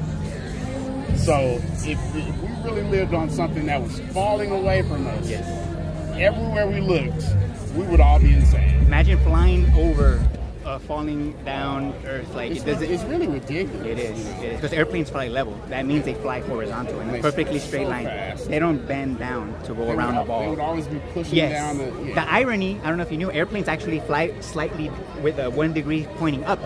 And that's because, in my opinion, because the Earth will catch up and crash into it. Because it has to point its nose up to stay level, because the Earth is moving up as well. So when a helicopter's floating... So they have to move away from it. Yes. It's not gravity pulling the airplane down. It's they're moving away from the Earth. See how the devil does? Yeah, they invert everything. I'm a man of faith. Yes. So man, you're giving me chills, man. How open-minded you are. You know, it's usually this. If the world's telling you, hey, it's big. Yes. And it ain't even hard if you just think about it. Yeah. You know? Pretty much. So I appreciate you, man. No, yeah. So yeah, this is the number 2 proof how water behaves. But here, let me give you my information. Have you done the thermometer, the laser thermometer test? Talking about with the moonlight? Yeah. Yeah, I've seen that. That's very interesting, man. I haven't done it myself either, That's but amazing, though, right? yeah, cold light. Oh my God, Cold that's light. the opposite of the sun. Like if that doesn't show creation in itself, like It's oh actually my God. very intuitive. Yes. But because they told us that light reflects heat and all, that you don't think of it that way. But cold light. The yin yang, literally above us. yang. Literally. All right, man. Appreciate You're it, going man. to see me on your channel. All right, man. I appreciate And, that, man. yeah. This was great, man. I appreciate It the was. conversation, man. You come out here every week? I try to, but I have a full-time job, and obviously this doesn't pay the bills. So I try to make as much time as I can to do this. I come out like once or twice a month, different universities in What do SoCal. you do? I work in moving, so I have my own business that I work. But yeah, I try to make as much time to do this because this is the number 1 censored topic online by far. is the fact that we don't live on a globe. Is it? It is. And it's the I most thought it censored. had lost a little steam. No, yeah, it's the most censored because it's the easiest to prove. That's why. Wow. And everybody believes it too. Do they try to censor you? Oh yeah, my channel's not growing anymore. It stopped growing like a few years ago. It's stuck like at 2K subs. So my channel's just censored off of that. Like it doesn't get recommended. My views get hidden. My comments get hidden. Like it's just not growing anymore. Keep doing the work with faith, Appreciate it, man. Thank you, man. Yeah. Appreciate God it, man. bless you, bro. Yeah, God bless you, man. All right. All right. You're gonna get a million video views on this video. Right? Oh man, that was a first. Like to that level, right? Because I've had people say that they don't believe in the globe, but it's like they're kind of in the middle, right? Like this was a step further than that, you know? That was great. You know? That was a great conversation. Yep. You see conversations like that, it's what gives me even more hope. You know? It's like, oh shit. And he was an older guy too, like, you know? So yeah. I mean, that was great. Great.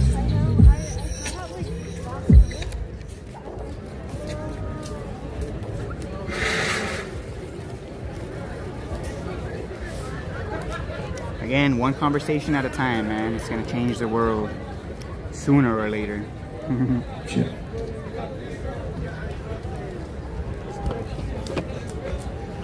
What do we got? 116? Nice.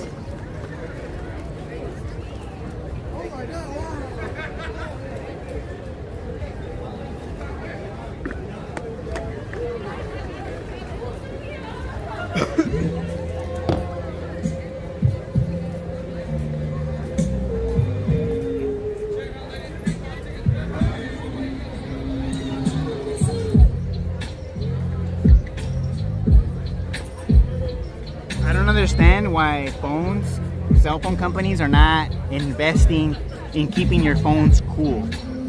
Like you know, like they keep upgrading the cameras, pixels, and they keep upgrading the RAM a little bit, and they keep upgrading the CPU just a little bit. Like motherfuckers, upgrade the fucking internal fucking temperature.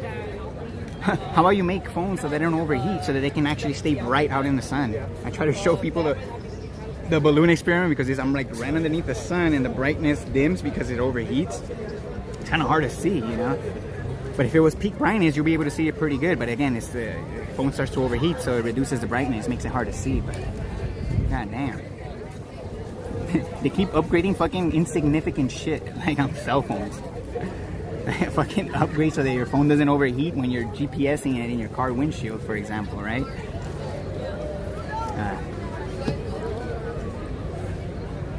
No, yeah, that was a good chat, and he was definitely really honest. Again, that's key. When you're searching for truth, you have to be honest with yourself. It's okay to admit if you don't know something. That's part of being honest. You know, if you can't admit, you know, when you're wrong, if you can't be honest with yourself. Hello. Hi. Affirmation for you, sir. Yeah. Oh, 2. oh, thank To you. lighten up your day. Thank you, appreciate Enjoy your that. day. All right, here, you guys want to take a flyer with you? Sure. Here you guys go. You guys can give it a Thank you read. so much. I'm live streaming too right now, so you guys can give it a look. Oh, Yeah. okay. All right. Thank you. All right, take care.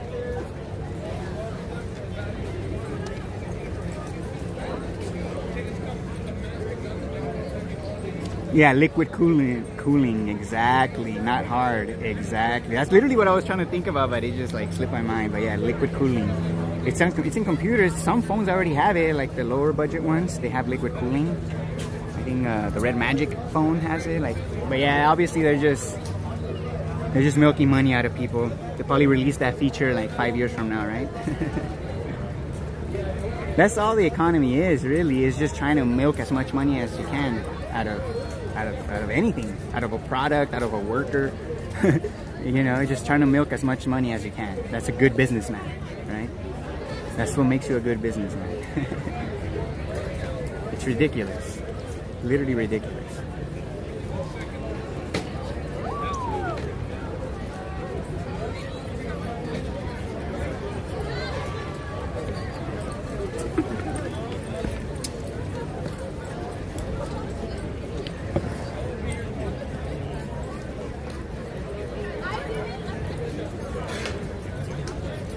What do you think happens after you die? You still lean towards reincarnation?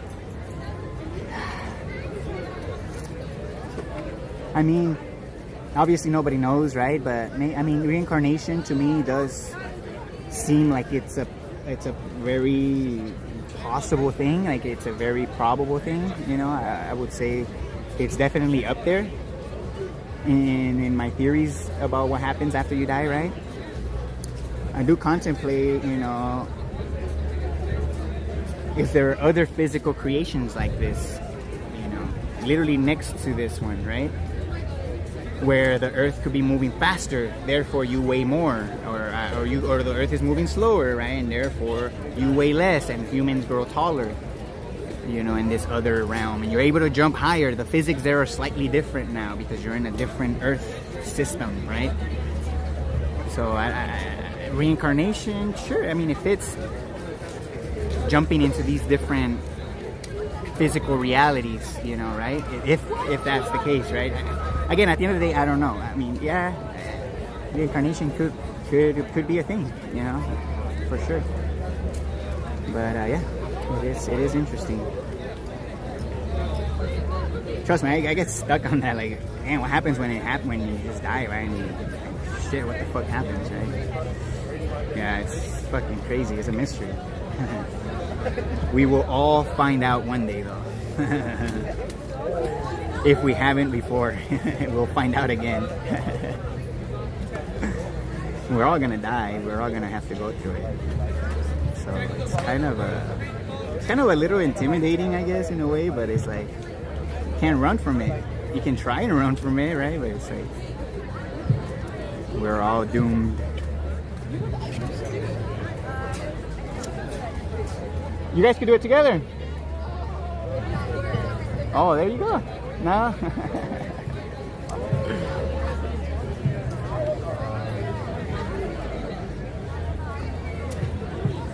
What do you think about the Loosh Farm / prison realm theory? You see, that's another possibility. Yeah, this could be a prison realm, right? Could definitely be that. Yeah, we don't know. I mean, there is a lot of crazy shit that happens here, you know. Yes, yeah, it could be that too. I know, define death first, the body no longer moving. I don't think that's death. I think death would be like, because people could be a vegetable, right? And like in a coma state, right? And I've heard a lot of stories where they're still conscious, even in a coma. There is a lot of testimony. Again, that's not fact, but there is a lot of testimonies of people that have been in comas and they're still aware. As in, like, they could still hear, you know, and obviously maybe they can't open their eyes because they physically can't, right? Because they're a vegetable, they're in a coma. But they're still there. They can still hear, right? They can still. There's a little them in there still, right? So yeah, death, I think it's a one step further than that, like, you know? I don't know what happens, right? When at the moment of death, right? What happens, right? Like, does something come out of our bodies, like energy come out of our bodies, and then that's considered dead now? Like, yeah, it's a trip. Like, what are we, right? What the fuck are we? What's powering this fucking vessel? What's giving it the force, right? That I'm able to fucking be conscious and move and all that. What the fuck is that? Because if you open up the body, right, it's just blood, organs, tissue, blood, you know, muscles and bones. It's literally what the body's made out of. So what the fuck in it is that gives us this experience? What the fuck is inside the bodies that gives us this experience, that makes us us? That gives us this self-awareness, huh? What the fuck is it? And that's where the spirits come in, right? Oh, it's your spirit, right? But again, these are just theories, right? I'm trying to think about the actual. The fact is, I don't know, and that's what fascinates me the most, is that what the fuck is it, right? You know, it is fucking fascinating, in my opinion, and it's crazy to think that people don't even think about that. You know, I mean, that just shows how brainwashed people are and how inside their own little bubble, they can't think outside their own bubble, you know. They're a prisoner of their own mind. That's how people are right now. They're literally a prisoner of your own mind. If you don't rule your mind will rule you. Remember that. If you don't rule your mind will rule you. And that's exactly what's happening right now. People don't have a clue what to think, how to think. That's because they're being just swayed by bullshit. You know, they're being controlled by manipulation and child tactics. You know, it's sad but true. You know.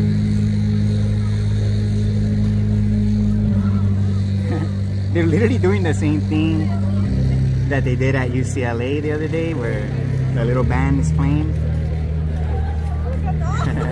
It's cool, I guess, but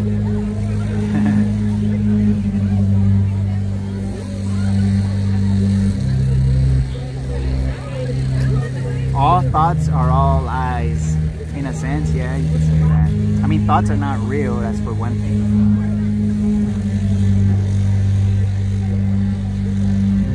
So yeah, thought is not reality.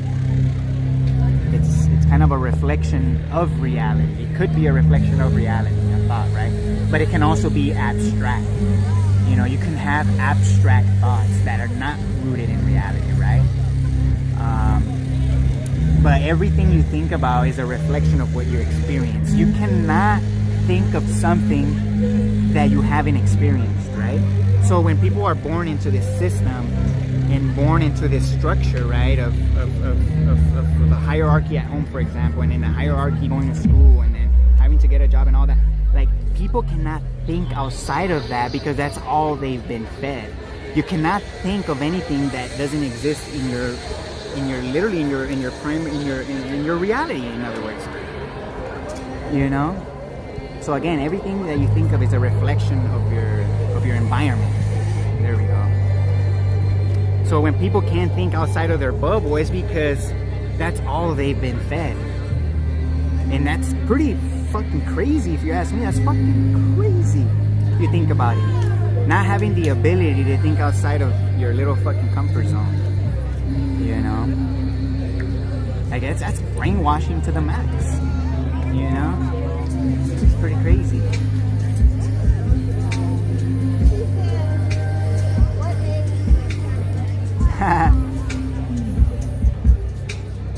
Thoughts bring you to the past or future, only the present exists. Yeah, that's a good way to put it.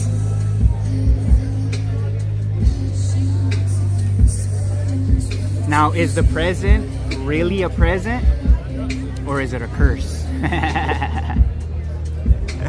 Right? Again, if we're going back to like words having meaning, I mean, that would mean, again, this doesn't prove it obviously, but again, that would mean that the present is a present and you should cherish it, right? Live in the present, be in the present, because it is a present. You know, to be aware and alive right now, to have free will, to top it off, to be able to think for yourself and go against bullshit. There's nothing greater than that. It's exposing fucking tyrants, exposing pieces of shit, exposing bullshitters. Like, I don't think there's a better feeling than that when it comes to this, you know, like to this topic, you know, about the objective world. Like, shit, I love fucking exposing lying pieces of shit. It's one of the reasons that fuels me to come out, you know, it's exposing this fucking lie for what it is. It's a fucking childish fucking lie. And if you believe it, it just shows that you have a child mentality. You know? So fuck going along to get along. I'm gonna expose these motherfuckers. You know? Because we did not come to this globe earth concept by mistake. If people think that, you're wrong. We did not come to this by mistake. It was deliberate. How do I know that? Because a child can debunk the globe earth. A child has the mental capacity and ability to debunk a globe earth if nurtured and taught correctly. No, Alright. my brain isn't working. Alright, cool. Let's do this. So it's two very easy multiple choice. You look familiar. Have I spoken to you? I don't know. I don't call you. You know? Maybe I did, but oh well. Okay, so 3 box trucks here. They're completely sealed. They're on a level surface, and they all have an apple hanging from a string. So the only difference between these 3 box trucks is that one is at rest, one is accelerating forward, and one is accelerating in reverse. So out of these 3, which one is at rest? You said, wait, what? So out of these 3, one is at rest, one is accelerating forward, and one is accelerating in reverse. So out of these 3, yeah, the trucks. Which truck is at rest out of these 3? Which one would you say? I think. B? Would you agree with B? So the truck is at rest. At rest, meaning it's not moving. It's just parked. Okay, so it didn't come to a stop. No, it didn't come to a stop. It's just at rest. Okay, It's yeah, been at then rest. it should be B. It is B, yeah. Okay. And it's for the reason that the apple's not swinging. You know, Okay. it's pretty easy. Okay, which one's accelerating forward? A? Yeah, okay, you got it. Okay, why did you say A? Because the force should be pushing backwards. Well, the reality is the force is actually pushing forward, and Oh, because yeah, the apple learned that has in the elevator one. yeah, and because the apple has inertia, Yeah. it gets left behind. Yeah. So the apple gets left behind due to inertia, Yeah. which is a fictitious force. Okay. The real force Yeah. is the truck. Yeah. Yeah. All right. So you got it. Yeah, pretty easy. So the second one, pretty similar, but instead of an apple, is a helium balloon. So out of these 3, which one is at rest? B. Again, yeah, it's for the same reason as the first. It's not moving, right? Which one's accelerating forward? You think it's C, right? Which one would you say? C. Accelerating forward? Yeah, which truck is accelerating forward now? You think it's C? Yeah. Why? Because it's less air is air is denser than helium, so that's the balloon pump. When you push it, the balloon's gonna move first. Doesn't rush it. I said that incorrectly, but the volume of the air doesn't get the first. Oh. Yes. So the volume of the air being more dense pushes the helium balloon in the same direction the air was being forced. So I can show you that here. So this is a buoyant object. So this represents the balloon, Yeah. right? So when I accelerate it from being at rest, the ball gets pushed forward. Yeah. Again, it's because that's a buoyant effect. Yeah. So look, I recreated this experiment inside of a cargo van, Okay. and I want to see if you're truly smarter than a 5th grader. So can you see the balloon there? Yeah. Can you tell what direction I accelerated? The balloon and the apple. Wow. What direction did I accelerate? Yes, that's because that's the direction the balloon got pushed, right? So one last bonus question. It looks like the apple and the helium balloon are moving away from each other, right? When you're inside the cargo van, it looks like they move away from each other. But in reality, only one of those has true motion and the other one has apparent motion. So out of the apple and the helium balloon, which one has true motion? Which one actually moves through space? Well, you said that the other force is apparent force, right? Yes. So then it would be the balloon. Yes, the balloon actually got pushed from because the air pushed it. It moved through space. The apple got left behind, so it remained in its position while the entire container moved forward. Right? So the apple only had apparent motion, and It's the like balloon. if you're going in a car and you stop really fast and fall forward, Yes. that's not. Yeah. But one last question before you go: if I have a helium balloon here on Earth and I release it, what direction does it go? You release the helium balloon. Yeah, here, and I release it. What direction does the helium balloon go? Yeah, it goes up. Yeah, there's 2 reasons why it goes up. Why do you think? Less dead. Then air, that's the first reason. And what's the second reason? Do you remember our argument for tool like Oh, It is a normal yeah. force. You got it. So the fact is, I don't know if you guys knew though, gravity as a pulling force is just a theory because it has never been proven or measured or detected, so it doesn't exist.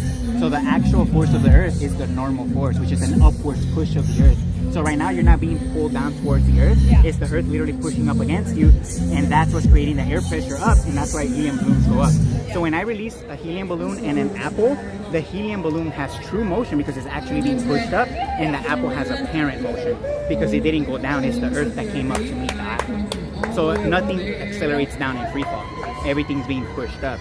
So what does that mean? So this is the real reason why I'm doing this. You believe the Earth is a ball, right? yeah. Why? Oh, yeah. You believe the Earth is a ball, yes or no? Yeah, right? Do you understand that on a ball, up is relative, right? So if you're standing here, up is this way, but if you're standing down here, up is this way. In every direction away from the center is up. If we could prove physically that gravity is not a pull of the Earth, and in fact is an upwards push of the Earth, because buoyancy shows us that, how can the Earth push up in every direction away from the center if it was a ball? So how can the Earth push up if it was a ball? So that would mean the Earth will have to be expanding to be able to push up in every direction away from the center. It would just explode, so it wouldn't work. So in order for people to believe in the ball Earth theory, they first have to believe in gravity being a pull of the Earth. Because if we could prove that it's actually a push, then that would debunk the entire heliocentric model. Because again, in order for the Earth to be able to push up and be a ball, it will have to be expanding. You know, because the Earth is literally moving up through space right now. So when you release an object, this doesn't move down to the Earth, it's the Earth that moves up to the object. This only has apparent motion because everything is moving up. So you're moving up right now too. So when I release this, it just got left behind and it's the Earth that crashed into it. What about the strong and weak forces? I'm sorry? What about the strong and weak forces between molecules like themselves? Can you explain that a little better? Like strong and weak forces, yeah. Both of them are like called strong and weak forces because they have a different impact on each molecule. But they're both stronger than gravity, right? So even if we disregard gravity, would they still like form together into a ball? Well, here's the thing though. No, because you're going based on a pulling force of gravity that pulls everything to a center, right, to form a ball? Or what are you talking about? Disregard gravity for right now. I'm talking about the strong and weak forces. Those inherently go together in the most effective shape. The most effective shape is a circle, and if it's more volume, the most effective shape is a sphere. So wouldn't due to strong and weak forces still be made? Not like if you disregard gravity. Where does sphere still be made? Where does what? Like if you disregard gravity entirely, so from the strong and weak forces, those are trying to form the best area to surface ratio. Yeah. The best surface to area ratio for a flat object is a circle. The best area the best surface to area object is a sphere. Wouldn't the strong and weak forces, which are both stronger than gravity and wouldn't those inherently make a sphere? No, because here's the thing. You think, again, you're going back to force is simply something that's in motion. So if this is like not moving, right, there's no force. But if it's moving, then it has a force because force is matter that's in motion. Well, they define it as F equals ma, which is matter times acceleration. But it's something that's in motion, right? So gravity claims that there is a flow of something behind the air medium that's pulling everything down towards the Earth, right? But that flow cannot be measured or detected because it doesn't exist, in my opinion. The actual force of the Earth is the literal force, is the literal Earth moving up. So the Earth is literally moving up to space, and that's what force is. So that's what gives us, that's why we're stuck to the Earth, because we're not being pulled down towards it, it's the Earth pushing up against us. So, You're saying the gravity difference is that other planets are because they're moving faster? so again, you're going into planets now and the stars. So when we're talking about the shape of the Earth and proving, you know, what the dimensions are, making assumptions about the stars and the lights in the sky. We can calculate the amount of force and gravity that we have on all planets, right? How do they do that? Same calculations that we apply here, but then we just calculate the amount of force. But how do they measure force in other planets, if I may ask? Physically, how do they physically measure force in other planets? Because here on Earth we measure it mass times velocity, right? That's force. So if a car that weighs 2,000 pounds is moving 10 miles an hour, a car weighing 2,000 pounds moving 100 miles an hour, yeah, that has way more force because that's moving way faster, right? So how do they measure force in other planets, if I may ask, physically? The size and the gas density. Huh? They measure based on the size and the gas concentration. Based on the what? The size of the planet and the gas concentration. So they're based on the assumption that mass attracts mass, right? Based on this pulling force of gravity that doesn't exist or been proven. So you believe that mass, the bigger mass something has, the more attraction it's going to have towards something else, right? And that's what we measure force. Well, that force has never been detected or measured. Not even the Earth's pulling force has never been measured. And we're right on it. We should be able to detect this force, right, if we're right here on Earth, but it doesn't exist. It's because objects fall due to inertia. They don't fall due to a force. They fall due to inertia, and the true force is up. So helium balloons are a force. Air bubbles rising through water is a force. Anything that's buoyant is a force, because that's actually being pushed up. Anything that's falling in water or falling through the air is just inertia. And it's the Earth that's moving up to catch up to the object. So it only looks like this falls down to the Earth because we're also moving up. So an apple or anything in free fall only has apparent motion. You know, the true motion is anything buoyant and anything stuck to the earth. You know, that's the reality. And what does that mean? That means the earth is not a ball. It's an extended level plane that's pushing up in one direction. So everybody's up is the same. Up is not relative. So if you look up and somebody in China looks up and somebody in Australia looks up, we're all looking parallel up. You know, we're all looking in the same direction. Nobody's underneath a ball. Do you think the sun kind of just rotates back and forth? So I think I don't know exactly how the sun works. Nobody knows, to be fact, you know. But I think it just moves above the earth somehow. I don't know the exact motion of the sun, but it's definitely the sun moving above the earth, and it's way smaller than the earth too, in my opinion. So does it tell us that the sun's way bigger than the earth? In my opinion, it's the other way around. It's just a spotlight above the earth. What if that called a ring-like sunset rather than a linear sunset? I would say. Yeah, that's why I think that the sun rotates above. I don't think it moves back and forth like this. I think it rotates above. And that's why we get angles. Because the sun moves like in an angle kind of, because it's rotating, in my opinion.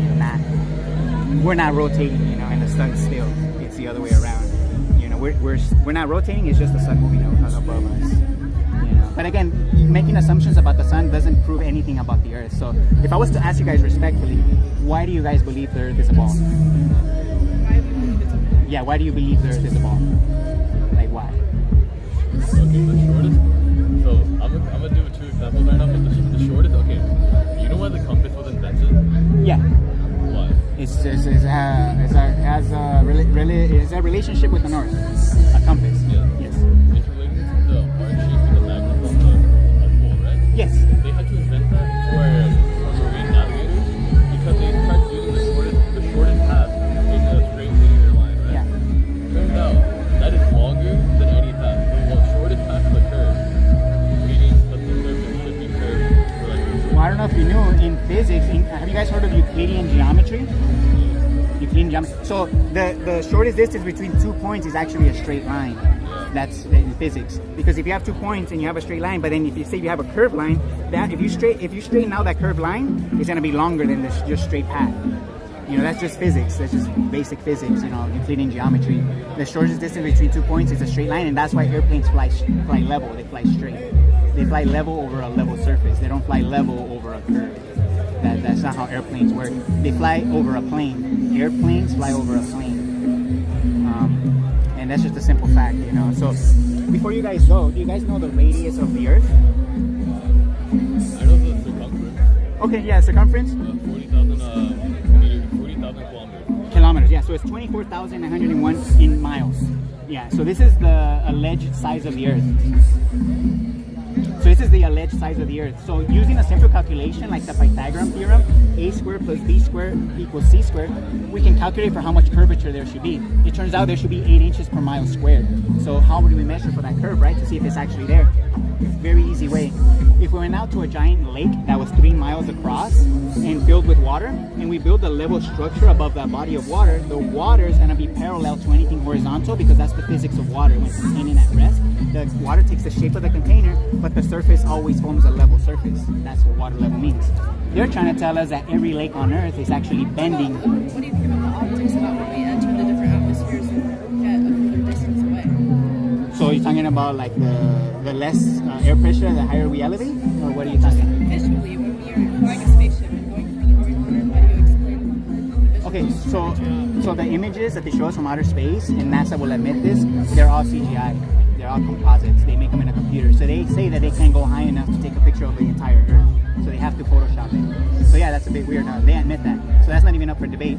But the fact is, nobody can go high enough to see the entire Earth as a whole. It's physically impossible to go higher than like 25 miles. And the reason why is because airplanes, helicopters, and rockets, in order to fly, they need to push off of something to move forward, right? So like a helicopter pushes off of the air to elevate, right? Same thing with an airplane. So what happens is when you elevate, the air density becomes less and less and less and less. You get to a point where aircraft cannot push off of the air anymore and can gain more altitude. So NASA claimed to do so, but they cut to CGI. So when they shoot a rocket, it starts to curve. And when people can no longer see it with the naked eye, they switch to CGI and claim to go further up, which is physically impossible. So in my opinion, the Earth is a physically contained system. So nobody could go outside of it even if you wanted to. You know, because it's a physically contained system because we have air pressure here. 14.7 psi at sea level, and it decreases the higher you elevate, but that air pressure is constant. It doesn't disperse. That tells me that the air is being maintained, like the air in your tire in your car. So the air here on Earth is being physically contained somehow by a physical barrier too. They tell us that it's gravity pulling the air and holding it, but that's retarded. Gravity as a pulling force that's holding the air in from going into the vacuum of space is retarded. That's just a theory that's not even backed by real physics. It defies physics, actually, to claim that that Earth can hold pressure without solid containment. It defies. What's a weakness in your theory, you think? What's something that you're slightly less sure of? Honestly, there's nothing. All of physics 100% proves to me that the Earth is a level plane and not a globe. Why did you decide to pursue this? So the irony is I was huge on aliens. I used to believe aliens all my life. And 10 years ago, I came across this flat Earth versus globe Earth video on YouTube. And I was ignoring it for the longest, and eventually I just clicked it. And the points that were made there, I just couldn't deny. So I looked into it further, and then I just found the physics that debunks it. And that's what showed me. It wasn't just the YouTube video that I came across, it was how matter behaves, how the physics here on Earth works. You know, and that's what showed me, you know, it's reality itself. Wait, do you still believe in aliens? No, no, hell no. So extraterrestrials exist here, if they exist. They're from the extra lands, because extra terra means extra lands. So extraterrestrials are across the way. They're not coming from above. If there are other humanoids like us, they're just in extra lands here on Earth. So yeah, anything coming from outer space, like it's just theories. All the planets, all the distances, everything they tell us about outer space is just bullshit. It's just theories to reinforce the globe Earth model, because physics destroys the globe Earth model. So they need to focus on abstract theories about outer space to reinforce the model, because they have nothing physically. So what would the point of that be then, you think? It's the point of us lying to us about the shape of the Earth, in my opinion. I'm not the one lying, so I don't know exactly why, but if I had to guess, it has to do with control. So if they could control your mind, they could control your actions. So if they could control what you believe the Earth to be, then they can control basically your whole life. You're gonna just believe everything you're told. If they could lie to you about something as fundamental as your reality, then you're just gonna live a lie after that. So we're all living a lie. That's what it comes down to. It's about control. So we live in tax farms. That's what I like to call them. So I mean, they kind of control us with how the months and the days and the hours are, and we're fine with that, yeah, because that helps us all be social. But you want to know why we're okay with that? Because we've been conditioned. You've heard of conditioning, right?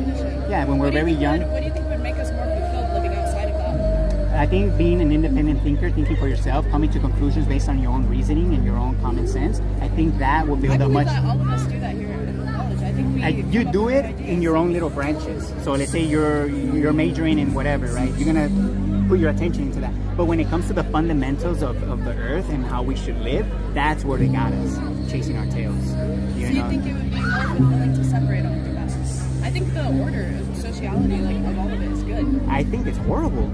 I think it's horrible. I think that having countries going to war with other countries and murdering children, that's part of the system. War is part of the system. Without war, we wouldn't be here right now, claiming America, you know, and all this patriotism and all of that is just part of it. That's a separate topic. I'm just talking like the hours, the days, like come down to the basics of humanity. Well, even the hours and days and all, it's just a concept. You know, time is a concept. That's what I'm saying. Exactly like you're saying, this is a theory, this is a concept controlling us. I think us being able to socialize and come together, and that's what humanity is. I enjoy humanity. Yeah, sure. I think it's a positive thing. Yeah, I mean, even if people didn't believe... come up with these ideas and share it with us, that's a beautiful thing, instead of you just holding it to yourself. Yeah, definitely. Yeah, free speech, 100%. I'm all for that. I don't know if you guys knew, a lot of countries don't have free speech. So anybody doing what I'm doing right now will probably get put in jail. Do you agree with that or disagree? I do agree with that. Yeah. Do you know that that's where this country's headed? Right? You know freedom of speech is being taken away, right? And that's because people are they're just too comfortable. People are, again, they're what was the word I used earlier? Conforming us to accepting it, to make us think that that's normal. For example, when you go to when you travel, now you need to ask for permission to travel now, for example. You know, there's just so many restrictions left, right, and center that people don't realize that it's a violation of our rights. But because everyone's doing it, it's okay, right? But nah, it's we're being fucked at the end of the day, left, right, and center. The fact that we have to pay for land, the amount of, it's ridiculous. There's so much land here for everyone that it's just ridiculous that we even have to pay rent, but that's the life we live in. And again, people are just okay with it because they're just going along to get along. Why? Because that's just the way we were brought up and that's the way people think. So what do you think the perfect alternative would be? the government. So being independent truly will be the way out of this. Completely independent. Yes. Maybe from communities within your circle, and that's as far as it goes. You trying to help people in other countries, I think, is irrelevant. You got to help yourself and help your community. If everyone did that, physics was created by a single person and it was shared throughout. physics was created by the. Well, obviously the theories come together, but they come together. We know the models that we have because it's combinations of different groups. Sure, but here's the thing: reality is not a model, though. Reality is what it is. Would you agree or disagree?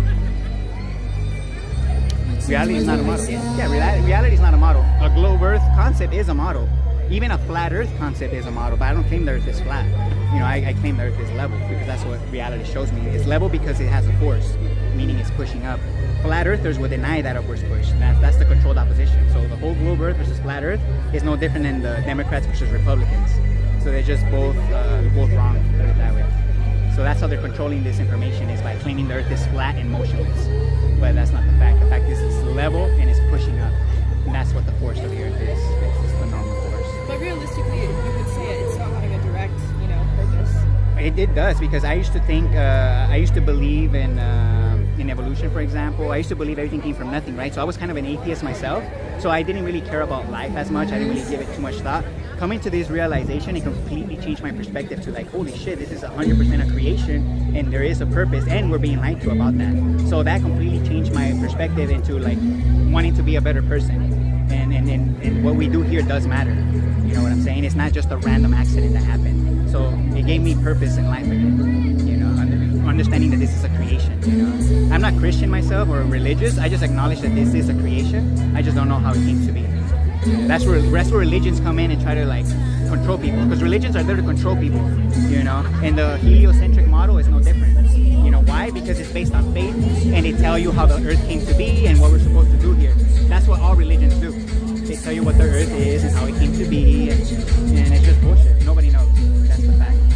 Nobody knows, and I think that's a good thing. I don't think not knowing what this place is actually a good thing. You know? And coming to that realization that we don't know what this place is. I think that's a very healthy place to be. Because when you buy into an idea, you're like in a cult now. Because you're buying into an idea. That's a religion. That's a cult. You know, so that's what this place is. It's a cult. You know, that's where the word culture comes from. You know, we live in cultures, in cults. Does this idea make you feel confined? Is that what you feel? It makes me feel what? Confined within society now? Oh, definitely, because obviously, yeah, you could say that. Because everybody's obviously just in their own little bubble, and trying to speak to people is not easy. That's why I have to do it in a very Socratic way, where I can't just say, oh, the Earth is flat, because then not only will people not come and talk to me, they'll just come with their preconceived ideas already, and not even listen to other proofs. So yeah, definitely this does make you feel a little bit isolated from everyone else, but at the same time you feel empowered, because you're not just believing everything you're told. You're actually thinking for yourself and being independent, being an independent thinker. I think that's what we should all strive to do. Let's say hypothetically nobody would ever believe you. Let's say that you believe this model, it's true for yourself. Yeah. Nobody's ever going to agree with you. What would that make you feel? Honestly, does that still make you want to be a better person with society? 100%. Do you still care about society? To be honest, I still care for people, and like especially children. That's the main thing I can empathize with. When I see children, for example, I can put myself in their shoes and be like, damn, this world is gonna be out to get you. So one of my motivations is to try to change the world for the youth. Because I know a lot of older people are just gonna be stubborn. They're not gonna want to change. They're gonna continue to go with their own way, and I'm okay with that. You know, I'll let people live however they want to live, believe whatever they want to believe.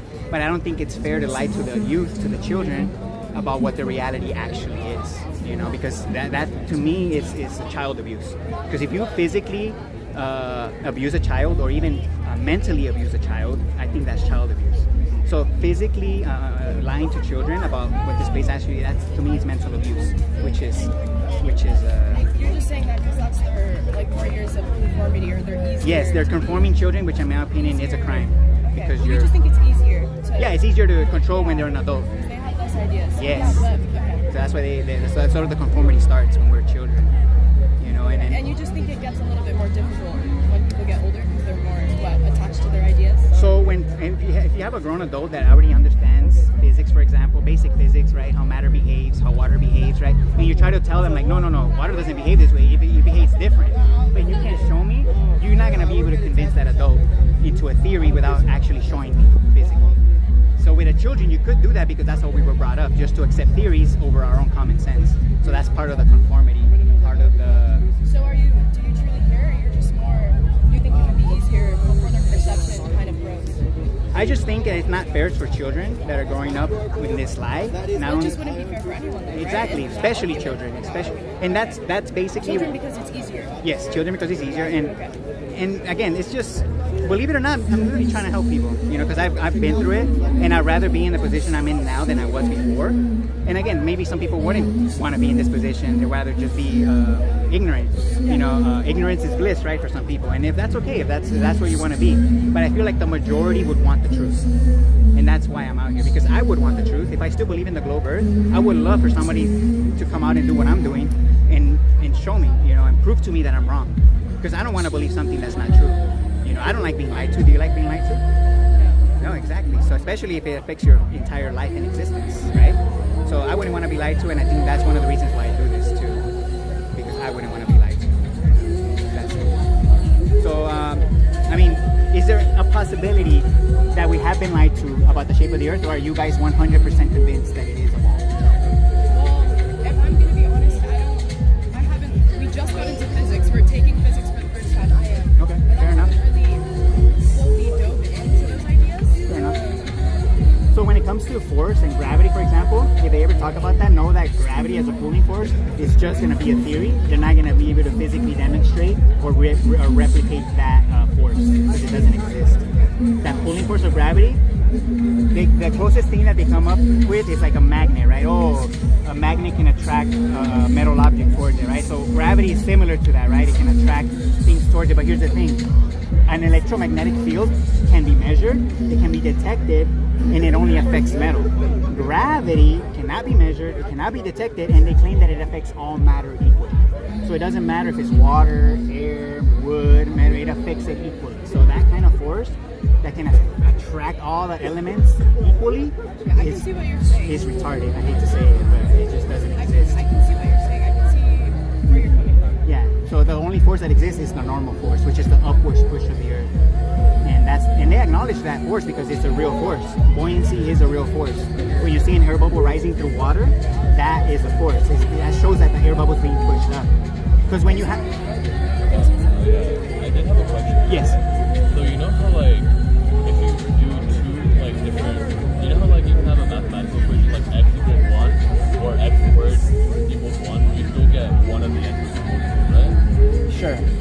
So would it be possible to use non-Euclidean geometry on for spheres on this to get the same answer? Or have you tried that yet? So using non-Euclidean geometry to measure for the Earth's curve, or what? Wouldn't that, theoretically there would be an answer that matches it back. Okay, so here's the thing. If we build a level structure, right, like a ruler, like a giant ruler, we can all agree we built the horizontal, right? We can all agree we can physically measure it, test it, Now, if we put that above a body of water, like a lake, right? If they're claiming that the Earth is a ball that bends 8 inches per mile squared, then we should see a deviation of that water bending away from the structure, right? Because we know this structure is level, we built it, right? So if the water is truly bending away from you, right, down, then that water should be bending away from the structure as well. Which, in my opinion, that's physically impossible for water to be able to maintain a shape on the surface. Water doesn't have the ability to maintain a shape on the surface. It always collapses and forms an equal surface, which is level. That's why we use liquid in these, because water always levels out, regardless of distance. So they're trying to tell us that that's wrong, that that's not true. That water bends 8 inches per mile square, but that has never been measured, detected, or observed. It's just a theory based on the globe Earth. It's just to fit the globe Earth model. That's why they say that. But physics, reality, shows that that's impossible. Water doesn't have the ability to do that. So you've heard of the term sea level, right? The oceans are considered. So the word sea level comes from the word oceans being horizontal. So level means horizontal and sea means oceans. So sea level means oceans are horizontal. So nothing bends around underneath the ball. The oceans are just like a giant lake, like a giant crater, and then water just fills it up. I'd like to see the math proofs if you had any. Yeah, well, this is math right here, based on the geometry of the Earth. Full proofs, of the sphere. What is that? I forget. Yeah, this is the non-Euclidean geometry they claim exists on Earth. But when we put these numbers to the test, they're not there. So have you guys heard of blueprints, right? Blueprints. So engineers, when they build railroads and when they build long-range tunnels, they don't take account of Earth's curvature. All the blueprints are plumbs and levels, so they're all cross grids. There's no curvature to those plans, and they build for miles. There should be curvature that need account, but they don't. So even blueprints, when they do construction, long distances don't take account of Earth's curvature because it doesn't exist. So that's the reality. Again, that's what physics shows here. Construction, physics of water, the force of the Earth. You can look it up. I don't have the source for that. What I have the source here is how water behaves, and the numbers that the globe Earth gives us, and how force behaves. Because in my opinion, those are the two top proofs. Is the fact that gravity is a push of the Earth. That's the number one proof. And the number two proof is the fact that water is always level when contained at rest. It doesn't bend on the surface. That's just ridiculous. So from your ideals, I should take this out a grain of salt. Yes, don't believe me. Yeah, don't I should not believe you. No. I mean, you're showing me, simple numbers, simple calculations. I don't see any true calculations going on here. Well, I mean, you I could don't look see up. any true proofs. I don't see any out on the field measurements. If you went out on the field and took some method of the train tracks that you believe to be miles not perfect, then I'd love to see that. Yeah. Maybe Well, that's a better thing is water. A better thing to measure is water. I'd like to see some tangible here. This is all theory. I'm looking at theoretical numbers that I see on my physics test. I want to see something out on the field. Do you deny these numbers of the globe, the radius of the Earth, for example? Because you could look it up. This is the radius. You could say that's a lie. You could say No. But you could Google it right now. This is the radius that NASA gives us. And every other space agency, the Europeans, the Chinese, they all agree with this number. You say, well, they all agree that it's also a sphere. Yeah, they all agree that this is the radius of the So Earth. they could also agree that that is also fake. If you're saying that they're agreeing that it's No, what they would say is that. What if this is also a part of the model that you say they're imposing on us? You don't really know. Well, this is part of the model they're imposing on us. Okay. What I'm saying is that model is wrong. And you proved it with numbers. I proved it with physics, how water behaves. So, for example, So all of the numbers that you're given and reported, it can be tweaked. So how do you know that you can even trust these models yourself? because water Unless doesn't you even from the bottom. water doesn't bend not even an inch in 10 miles. That's why. In 10 miles, there should be 66 feet of curvature. That's almost the height of this building in 10 miles. You really think the Earth curves that much in 10 miles? It doesn't. It doesn't even curve an inch. That's my point. So those are the numbers that are given to me, and water can easily debunk those numbers. Not only that, the fact that balloons get pushed up, you can't have an Earth pushing up if it's a ball. That's just reality. So the fact is the Earth is just a level plane pushing up in one direction. You can't have it any other way, physically. You could make theories, sure, but those theories are not rooted in physics. They're just rooted in imagination, which is not reality. Yes. So if it was a planar surface, where would the borders be cut? Yes. So if you're inside of a box, completely sealed, right? You're inside of the box. Can you fall off the edge of that box? No, right? Why? It's contained, right? Yeah, but that's not The Earth is a contained system. You can't fall off the edge of it. Yeah, but I mean, what point, oh yeah, what's all these.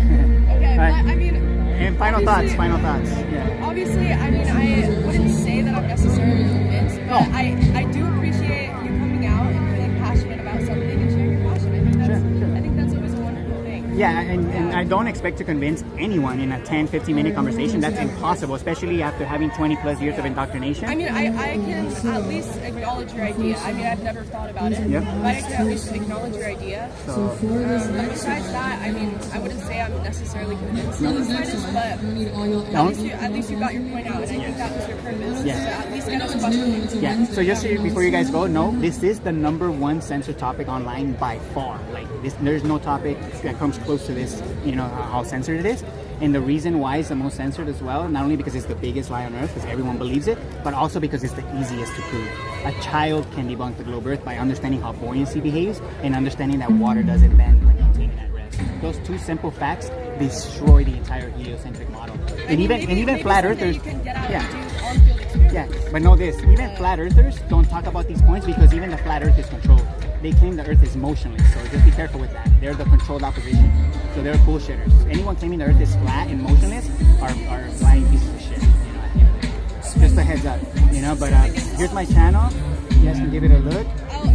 Oh, and you can read that one. And yeah, I appreciate the chat. Yeah, you guys take care. Well, I'll do some research and maybe like comment on your stuff. And see Yeah, what definitely. you say. Yeah, appreciate that. Yeah, thank you.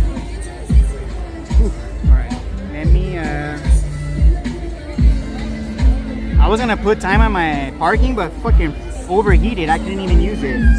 So hopefully I didn't get a ticket. Yeah, I was trying to put time on it, but it was too hot. It fucking froze. What the fuck?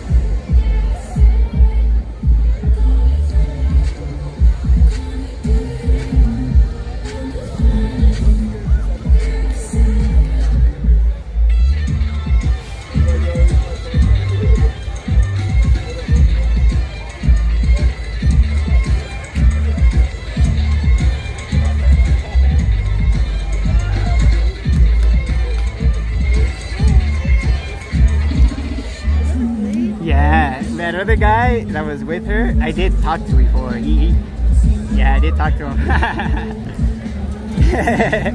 He didn't think I was gonna remember him, I think, because when I asked him, he kind of looked a little bit shocked, and he didn't deny it. He said, "I don't think so."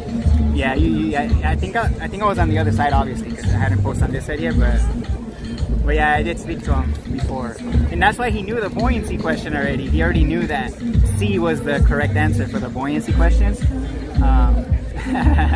That was cool. That was cool. Obviously, the girl that he was with wanted to try it, and obviously that's why they did it, because I think he did it before already, so he wasn't that interested.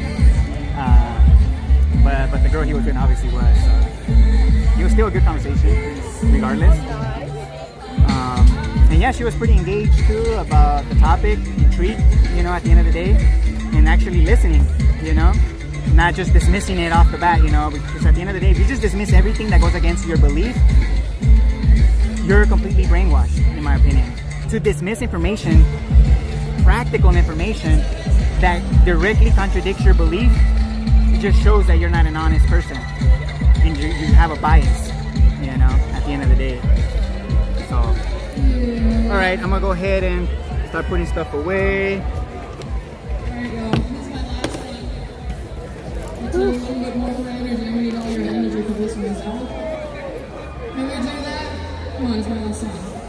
Alright, let me just check the chat real quick.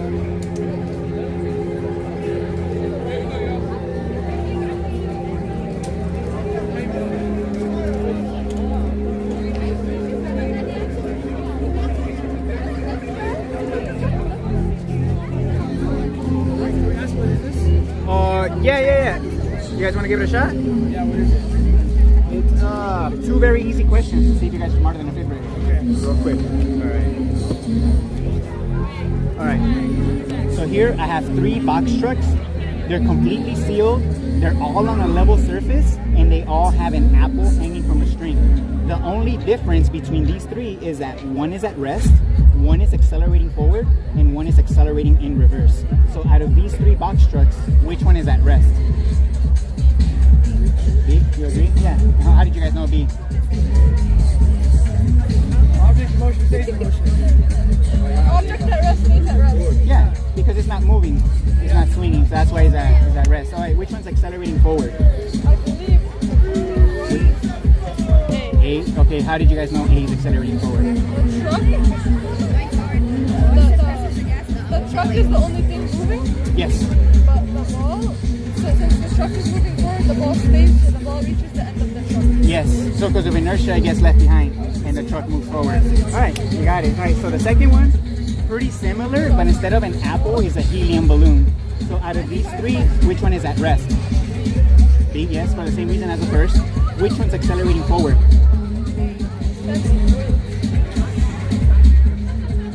Well, this, once you said it's reversing? No, which one's accelerating forward? What truck is accelerating forward? A. A? Okay, I'm gonna help you guys out a little bit with this one. So this is a buoyant object, right? It represents the balloon because it's floating in water, right? This one's floating in air. So this represents the balloon, right? It's at rest right now, and I'm gonna accelerate it. I want you guys to pay attention what happens. so much for you guys want to see it again? Or so again, this represents a balloon, right? So which one's accelerating forward? C. It is C. I know, Yeah. wait. Yeah, I so, said from the beginning. no, yeah. So there is two reasons why it's C, though. Do you guys know why? The acceleration. So the acceleration has something to do with it, but there. Yes. So the push. Yes. The other reason is air is more dense than helium. So air is more dense than helium. So when the when the truck is accelerating this way, the air is also being pushed in that same direction because air is more dense than helium. He's able to push the balloon along with it. And the same principles apply with this buoyant object in water. You know, it gets pushed with the water because the water got pushed, right? It's a chain reaction of a force, right? So here, yeah. So I recreated this experiment inside of a cargo van in real life. So this will be the true. Are you smarter than a fifth grader question? So it's both questions in one. Can you guys tell what direction I accelerated here? To the right or to the left? To the left. No, to the right. To the right? To the right. Yeah. Because The balloon. the apple was hanging going to the left. Yeah. All right. Perfect. So it looks like in this scenario, when you're inside the van, it looks like the apple and the balloon are moving away from each other, right? That's what it looks like they're moving. But in reality, only one of those two has true motion, and the other one has apparent motion. So out of the apple and the helium balloon, which one has true motion? Which one is actually moving through space? The apple? It's actually the balloon. So the balloon is being pushed forward when the truck accelerates, and the apple is just being left behind. So the apple has apparent motion because it's the container that's moving forward, right? And the balloon got pushed forward because of the air also got pushed forward. So the apple has apparent. So one last question before you guys go. If I have a helium balloon here on Earth and I release it, what direction does it go? Why do you think it goes up? There's two reasons. Gravity is the first reason. What's the second? Yes. So the air is more dense than helium, and then gravity. I don't know if you guys knew though. Gravity as a pulling force is only a theory because it has never been measured or detected. So a pulling force of gravity doesn't exist in reality. So the reality is the force of the Earth is a push. So you're not being pulled down to the Earth right now. It's the Earth literally pushing up against you right now. And that upwards push is what's pushing up the air, and that's why helium balloons get pushed up. So when you release an apple, the apple doesn't have a true motion. It has apparent motion because everything else is moving up. So that's why gravity is just a theory. So here's the reason why I'm doing this. You guys believe the Earth is a ball, right? Yeah. Do you guys understand that on a ball, up is relative? So if you're standing here, up is this way for you, but if you're standing down here, up is this way. If you're standing here, up is that way, right? So if we could prove physically that the force of the Earth is a push and not a pull, and buoyancy shows us that, how can the Earth push up in every direction at the same time if it was a ball? That's a good thought. Yeah, we do have class. You have to go. Actually, Oh. have physics. All right. All right. Well, here's. I'm gonna leave you guys with this. I'll give you my flyer, but here's the fact. The fact is, the Earth is just an extended level plane pushing up in one direction. Because if it was a ball pushing up, it would have to be expanding, and it wouldn't work. So people have to believe in a pulling force of gravity in order to believe in the ball Earth, which is just a lie. So here, you guys can take this. You guys can give it a read. And in there are the 6 top proofs that debunk the globe Earth. Thank you so much. You know. All right. You guys have a good one. All right, that's gonna be it for this one. I'm not gonna take another one because I was already gonna call it right there. But you see, they were engaged in the beginning, but then after that, they just like a little bit more than halfway through, they were just looking at each other. They were just like, I guess they were just spaced out, right? They were just spaced out. But yeah, conversations like that, I do like to cut short, low key, but I just didn't want to leave them with like, what's the point of this? So I kind of just rushed it at the end there, but. Yeah, next time I kind of feel that kind of energy, I'm just gonna let them go. You know, it's I hate to say it, but I'd rather save my energy for much better conversations where people actually are engaged. You know, I try to save my energy for those instead. You know, from now on, you know, because I do come across conversations like this where I could see they're not really listening. I could see that they're spacing out. You know, and in those scenarios, I'm gonna have to have like a way to cut it short, you know. Maybe I'll just offer a flyer at that point and saying thanks, you know, or something like that. I don't know. We'll see. But to be honest, I kind of don't really want to waste my energy, you know, in conversations like that. If you're not interested and if you don't care, then why should I, right? So, all right, that's gonna be it for this one. I'm gonna go ahead and put everything away, and yeah. Thanks again for everyone that shares the videos, and yeah, we'll see you on the next one. Peace. How does this work, bro? I'm actually calling it.